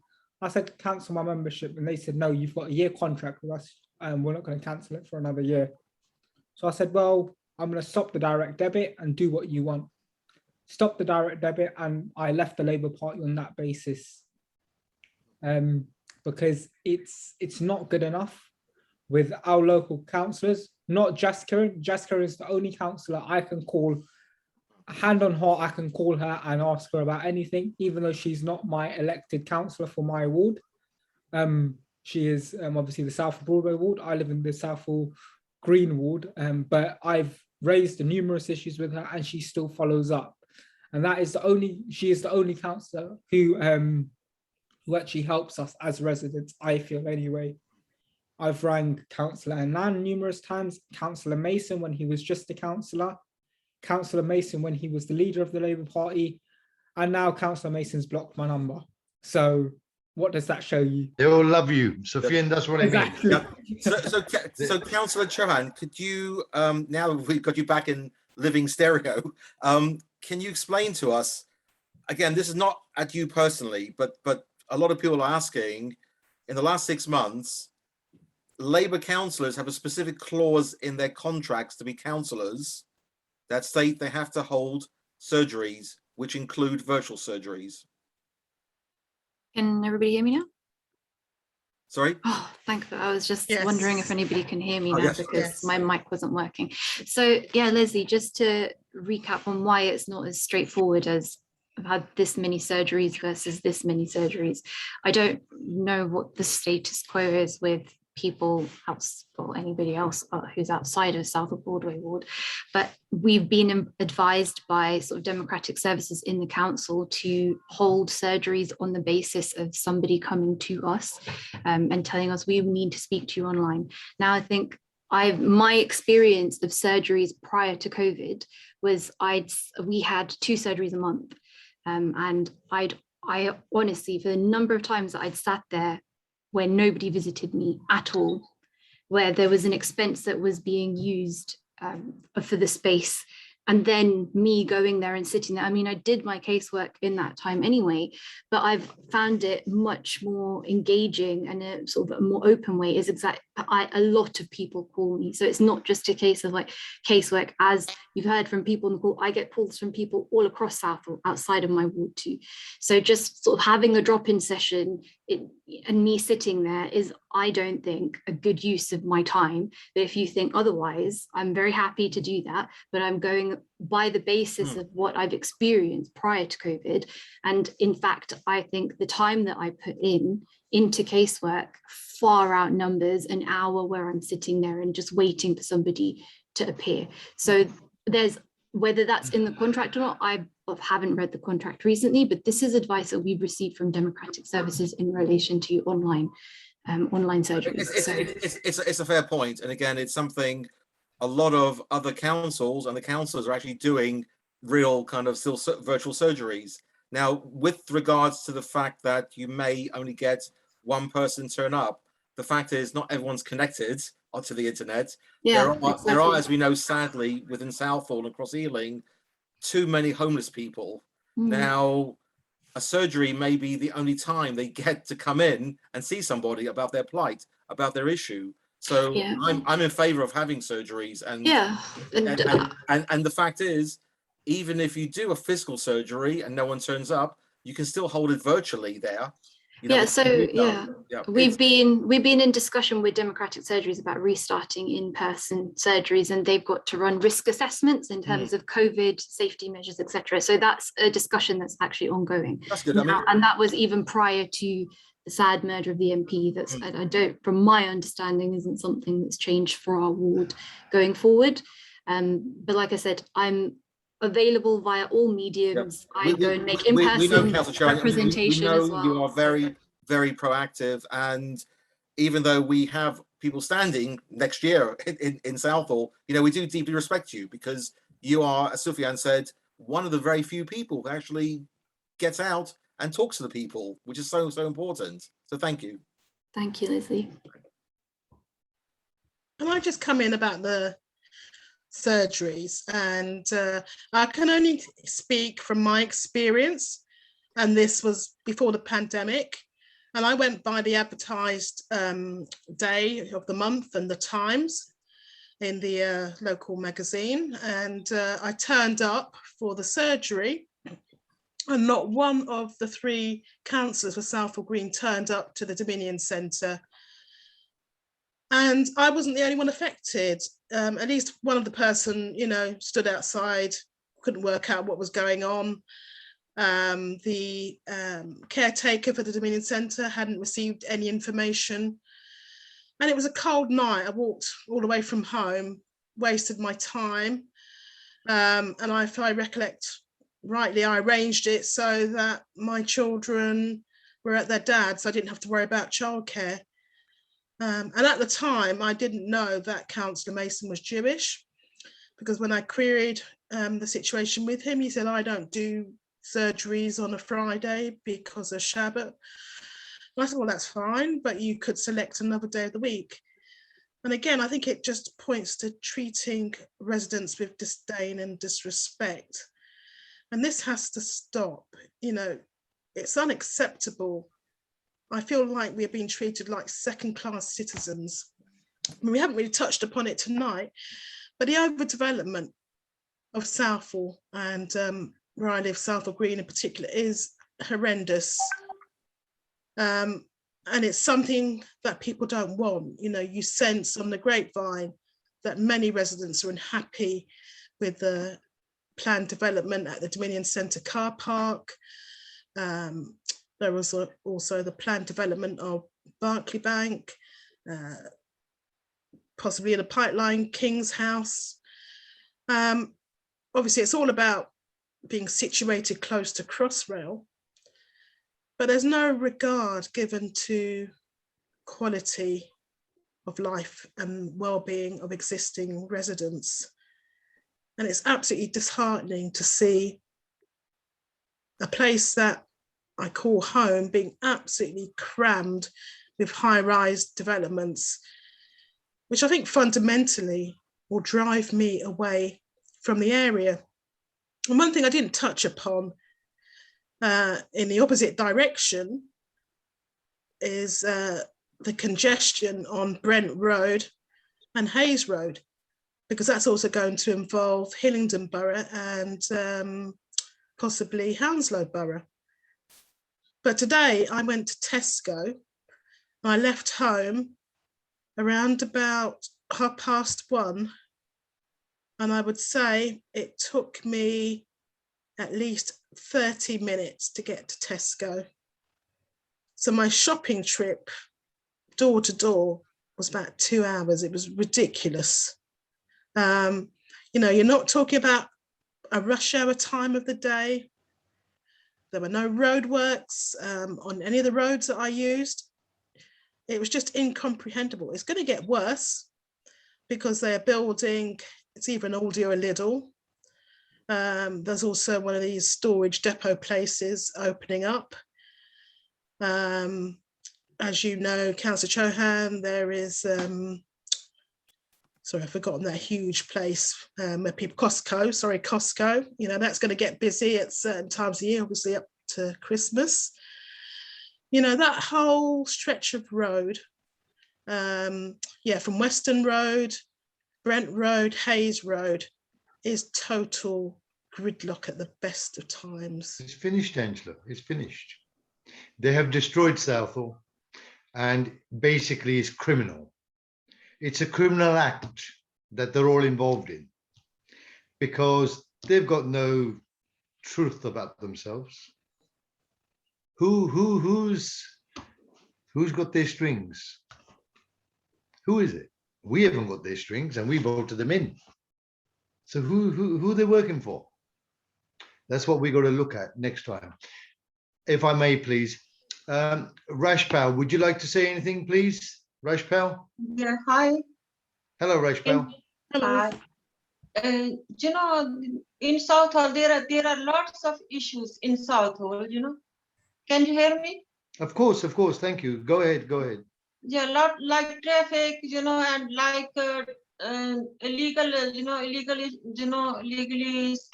issues, you know, and people, illegal activities, they are like they are drugs using. I witnessed many, you know, they are, you know, knife crimes, you know, and lots of this rubbish is laying around. I live in Southall. I witnessed lots of things, you know, and around, you know, and the roads are busy most of the time, you know, and I don't know who to ask and who to go for help. And it's getting very dangerous and very, you know, like it's not very pleasurable to live in. And I'm fed up of it now. And I've been living for years here, and it's disrupting, you know, people. And I don't know who is leading all this. And The Labour Party. The Labour Party. They should take action. You know, there's lots of things, and we can't keep our eyes closed. You know, we have to open and we have to use our brains to, you know, like do something better for the public. And if you want to get the vote, and it is not the way to, you know, how to, you know, like run the parties. And we should be more careful and more, you know, we should like consider people's rights and their you know, issues. We should, you know, act on them. You know, I don't know who is leading, who is, you know, I don't know. The biggest man in the Labour Party is our current MP, Mr. Virender Sharma.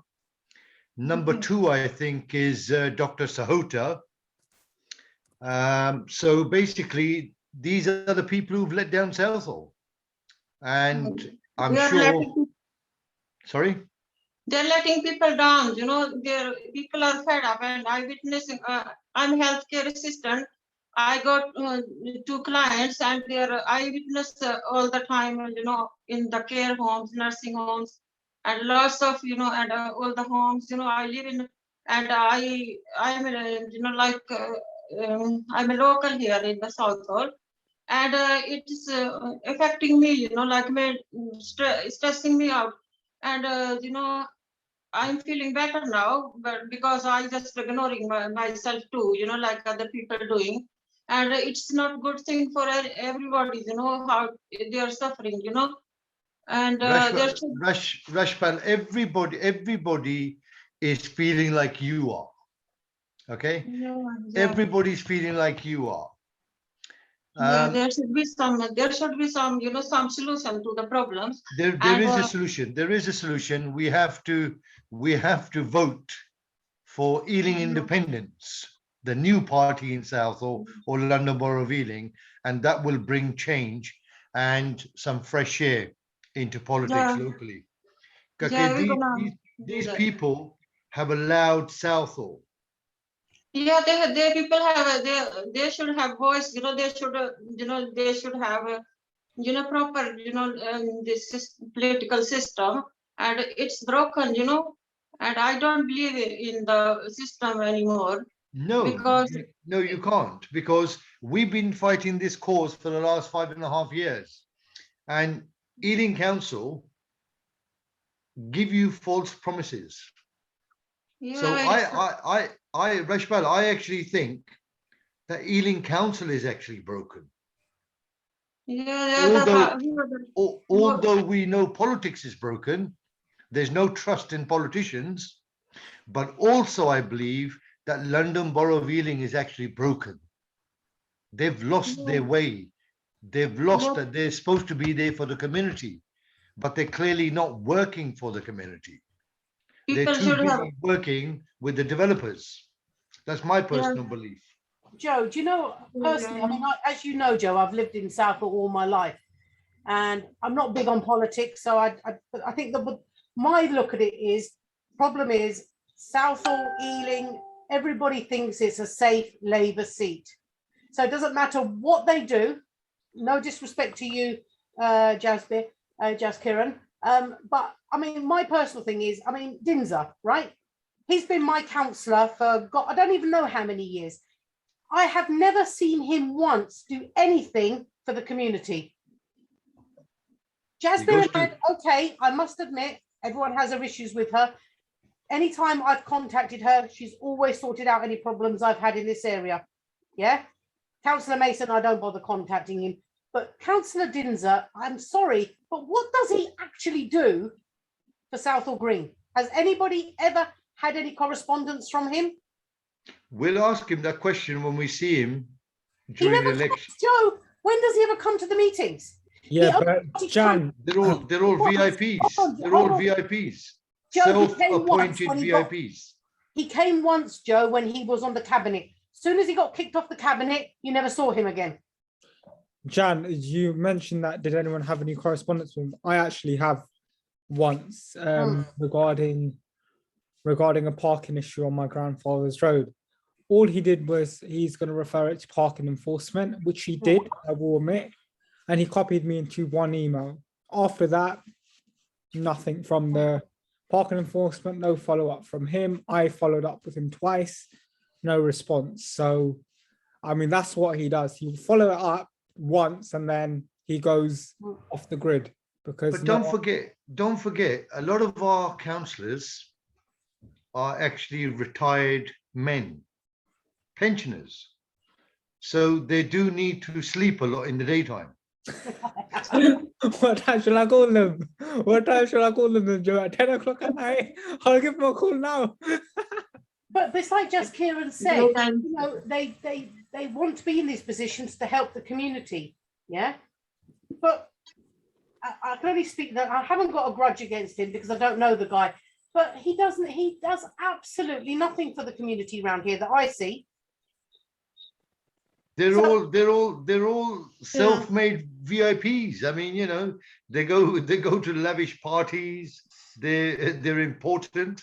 They go to India, and they tell people there that they've taken control of England, the United Kingdom.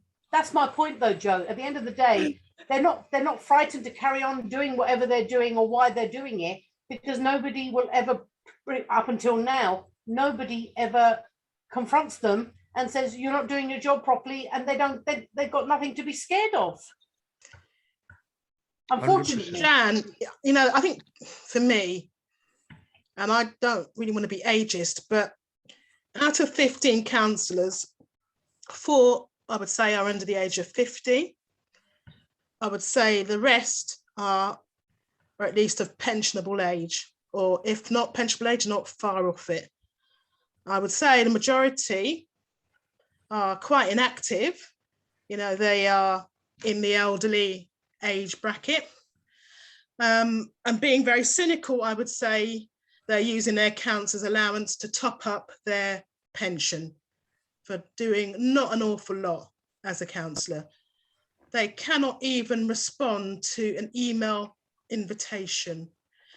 In regard of Councillor Dinser, I spoke to him on Desi Radio, I think it was a couple of weeks ago, and he said that he would copy me in on emails to, I think it was the Highways Department.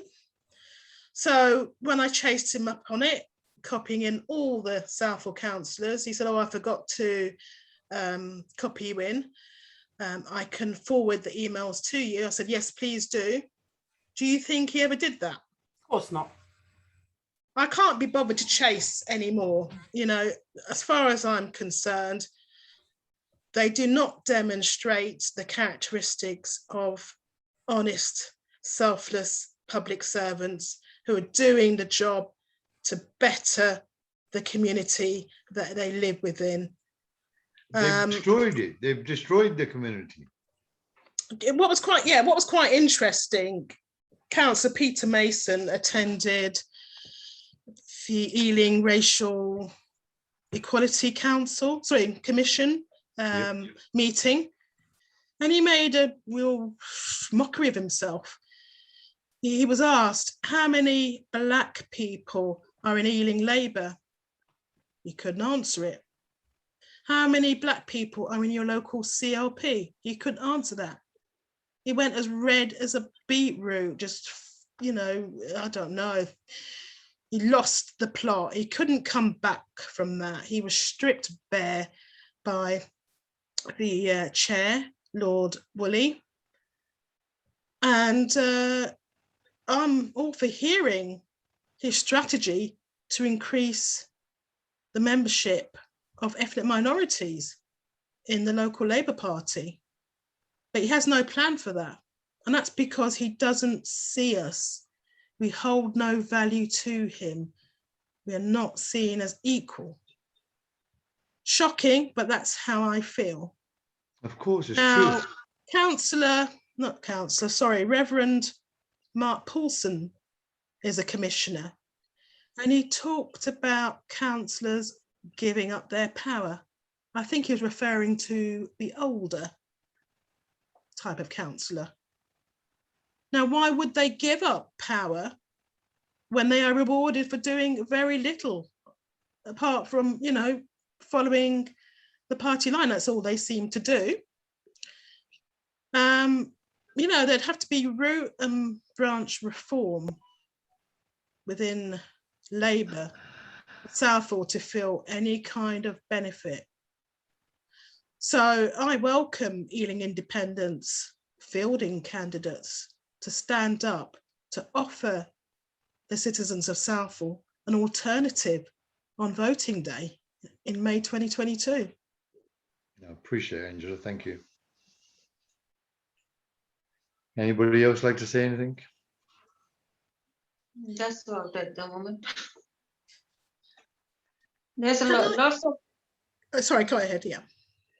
There are lots of things, you know, like noise pollution, traffic pollution, you know, in Southall, and also fly tipping, you know, and like crimes, you know, and they need sorting out, you know. Somebody have to, you know, like take a lead, you know, and lead the people, you know. No, we're there, Rajpal. Don't worry about that. You're going to have good leaders in Southall. Yeah. Just Kiran, what's the news in the Labour Party? Are they panicking yet? Because I'm hearing a lot of stories, you know. You're probably hearing more story than me, Joe. So maybe you can tell me. Well, Mr. Sharma is going around telling people there's a new party in town. I think they know their time's up. You can fool the people sometimes, but you can't fool all the people all the time. Everything comes to an end. You never build a glass mansion because it comes down, you know, you can break, it can break. And that's what's happening to the Labour Party, not just in Southall. I think they will suffer all over Ealing, London Borough of Ealing, and nationally. I think they've lost the plot. They're not the common man or the poor man's party. Look at the sort of money Johnny Blair's got and his family's got. Took us to a war on a lie, lied to Parliament, lied to the nation about the weapons of mass destruction in Iraq. And over 1 million people died. And now millions and millions of people across those countries are where are they going to come to? They're going to come to England. That's what's going to happen. Sad, isn't it? Perhaps we can build flats on flats. What do you think, Jaskiran? Joe, don't give Well, them an idea. Don't give them. I hope not. I'm giving them ideas. I already, Whatever you well, want. already find, as I said, it's so overdeveloped as it is. So I don't, The yeah. concrete jungle. I mean, I have my Concrete own environmental concerns as well about building so much. Construction emits emissions, doesn't it? And we're in the middle of a climate emergency, and somehow lots of different branches of government seem to see that as a disconnect, which really stumps me. The infrastructure is not there. We said this in 2010, and we're saying it today, same thing. The infrastructure is not there. I'm sorry to say this, but sooner or later, the ambulances will decide which emergency to go to and which not to go to. The Metropolitan Police have already started by telling residents, is it a matter of life and death? If not, we just haven't got the bodies. Seriously, we haven't got the bodies. The staff, we haven't got. Their hands are up, you know? Maybe, you know, when we kick Labour Party out, maybe they can come, what is it, PCOs? We see Mr. Sharmandi's Labour Party walking around on the Broadway, helping people, you know, maybe. Because they can't sit at home. They've got to do something. So they're not very good at politics. Or, Jan, for you, in your local park, we could employ them as park rangers. Can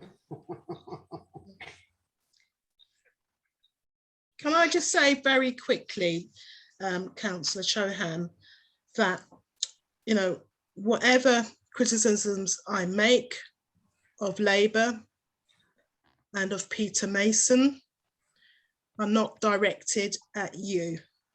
You know, it is not like a personal vendetta in any way, but it's about holding my local councillor, who is also leader of the council, accountable for not making decisions, or rather taking action to protect the health of very vulnerable citizens.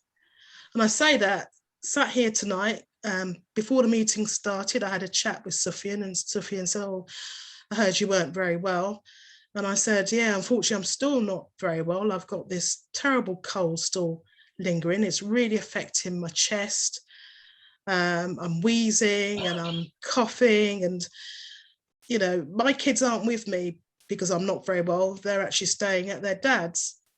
And I really feel for them because it's half term, and we should have been doing the typical things that families do, you know, going on day trips, going to Westfield, going out for dinner, going to the cinema, you name it.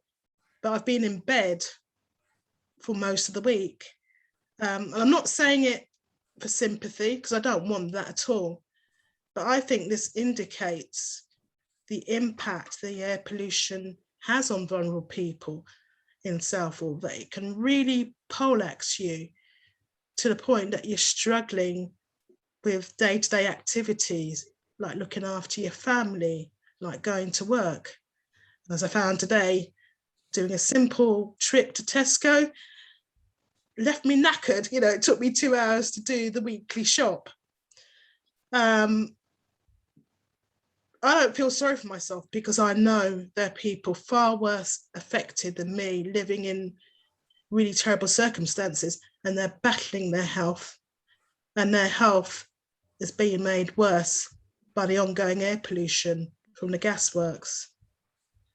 And it makes me angry, actually, that Peter Mason can stand in front of me and say, oh, well, to take enforcement action is going to be expensive. Now, you're talking to residents surrounding you who are directly affected, whose health has been damaged. It's like we are nobodies. We don't matter. We have no worth. We have no value in society. Yeah, and that makes me angry that he can talk from a position or somebody who was unempathetic towards our experiences. But just to say on a positive note, we are going to be involved in the People's Health hearing, which is on the 7th of November. And a film that we've made is going to be loaded onto an online gallery. Sufyan is part of an online photographic exhibition for, is it Do the Green Thing? Yeah. Yeah, Do the Green Thing. And that's possibly going to, you might even appear in Glasgow, but if not in Glasgow, certainly online. And I'm going to take part in an online hearing. So I shall certainly be discussing, you know, our experiences and how it interconnects with climate change. And really reinforcing what is going on is environmental racism. You know, it's hard really at the moment. I was telling Sufyan that last year out of the blue, an ex-environmental health officer got in touch through a friend, and he was so helpful to the campaign. And I actually went to visit him in Aylesbury one day because he had some valuable documents. He didn't want to send them in the post, so I went to collect them, and it was so lovely to sit with him and hear his stories about Southall Gasworks. And just listening to him, you know that he was telling the truth as to how contaminated that site is. And he was a man of principle, and he was helping us not for any kind of financial reward, but he knew what was going on was unjust. And I heard on Sunday evening that he passed away, and that's affected me. Didn't know him well, only met him once and had 2 or 3 phone conversations. But that's made me determined to carry on. If somebody can just come out of the woodwork, if you like, because they got the campaign, they understood why we were campaigning, you know, it kind of like makes me realize there are good people out there who are willing to help Cash. Definitely. So yeah, that's a positive, being involved in a few activities in relation to COP26. So yeah, we'll carry on the good fight. Thank you. Are there any more contributions before we wrap up for the evening? Yeah, can I just say one thing, Ange? I met Joe today on my travels out walking, and I was walking down, am I on? Yeah. I was walking down Beaconsfield Road after meeting Joe and Raymond, and as I came up to where Nina lives, oh my God, the smell. I actually turned back, didn't I, Joe? And I said to Joe, oh my God, the smell down here today. And that I couldn't believe how strong it was. And that was about 4:30, 5 o'clock, something like that. It was awful, Ange. Really, I totally believe you, Jan. And I think what frustrates me that Peter Mason did this massive fanfare announcement about the Environmental Protection Officer, and she was very visible for about 4 weeks. I think you saw her, I saw her, spoke to her on the telephone, and then unfortunately she became ill. And subsequent to that, she has now been replaced by another Environmental Protection Officer. As far as I know, that person is in training of some description. Do you think the stink made her ill? That's maybe a question Councillor Chohan can ask.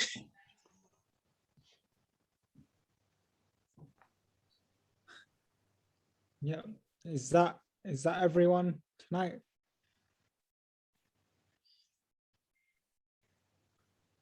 Okay, are there any other comments or questions? I just want to say thank you to everybody for creating the space as always, and yeah, I look forward to taking back today's set of questions and comments and coming back to everybody about that. in next Um, month's just- meeting. Yeah, just a note on next month's meeting. So it'll be the last Thursday, isn't it, Ange, of the month? Yeah, whatever that is. I haven't even looked that far Yeah, ahead. which is the 25th of November. Okay. But the link will be circulated on Twitter, isn't it, Ange? Is that how we're doing it? Yeah, on Twitter, but also directly to Southall's councillors. Yep, directly to the councillors, and it'll be circulated on Twitter on the Cash Twitter page. Thank you. Yeah. Yep.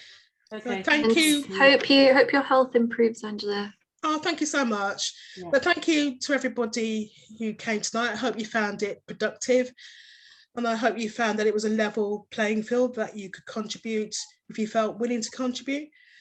And I think, you know, thanks to Joe for having this idea of setting up these forums, because I really think it is giving residents a voice, and it is productive in trying to still engage with the council and getting responses to people's questions and concerns. So long may they continue. Yeah. So Good night, everybody. Thank you for coming. Thanks. Thank you. Thanks, everyone. Thank you. Thanks, Good Thanks, night. everybody. Keep Bye-bye. well, everyone. Bye. Bye. stay safe. Good night now. Yeah. Good night.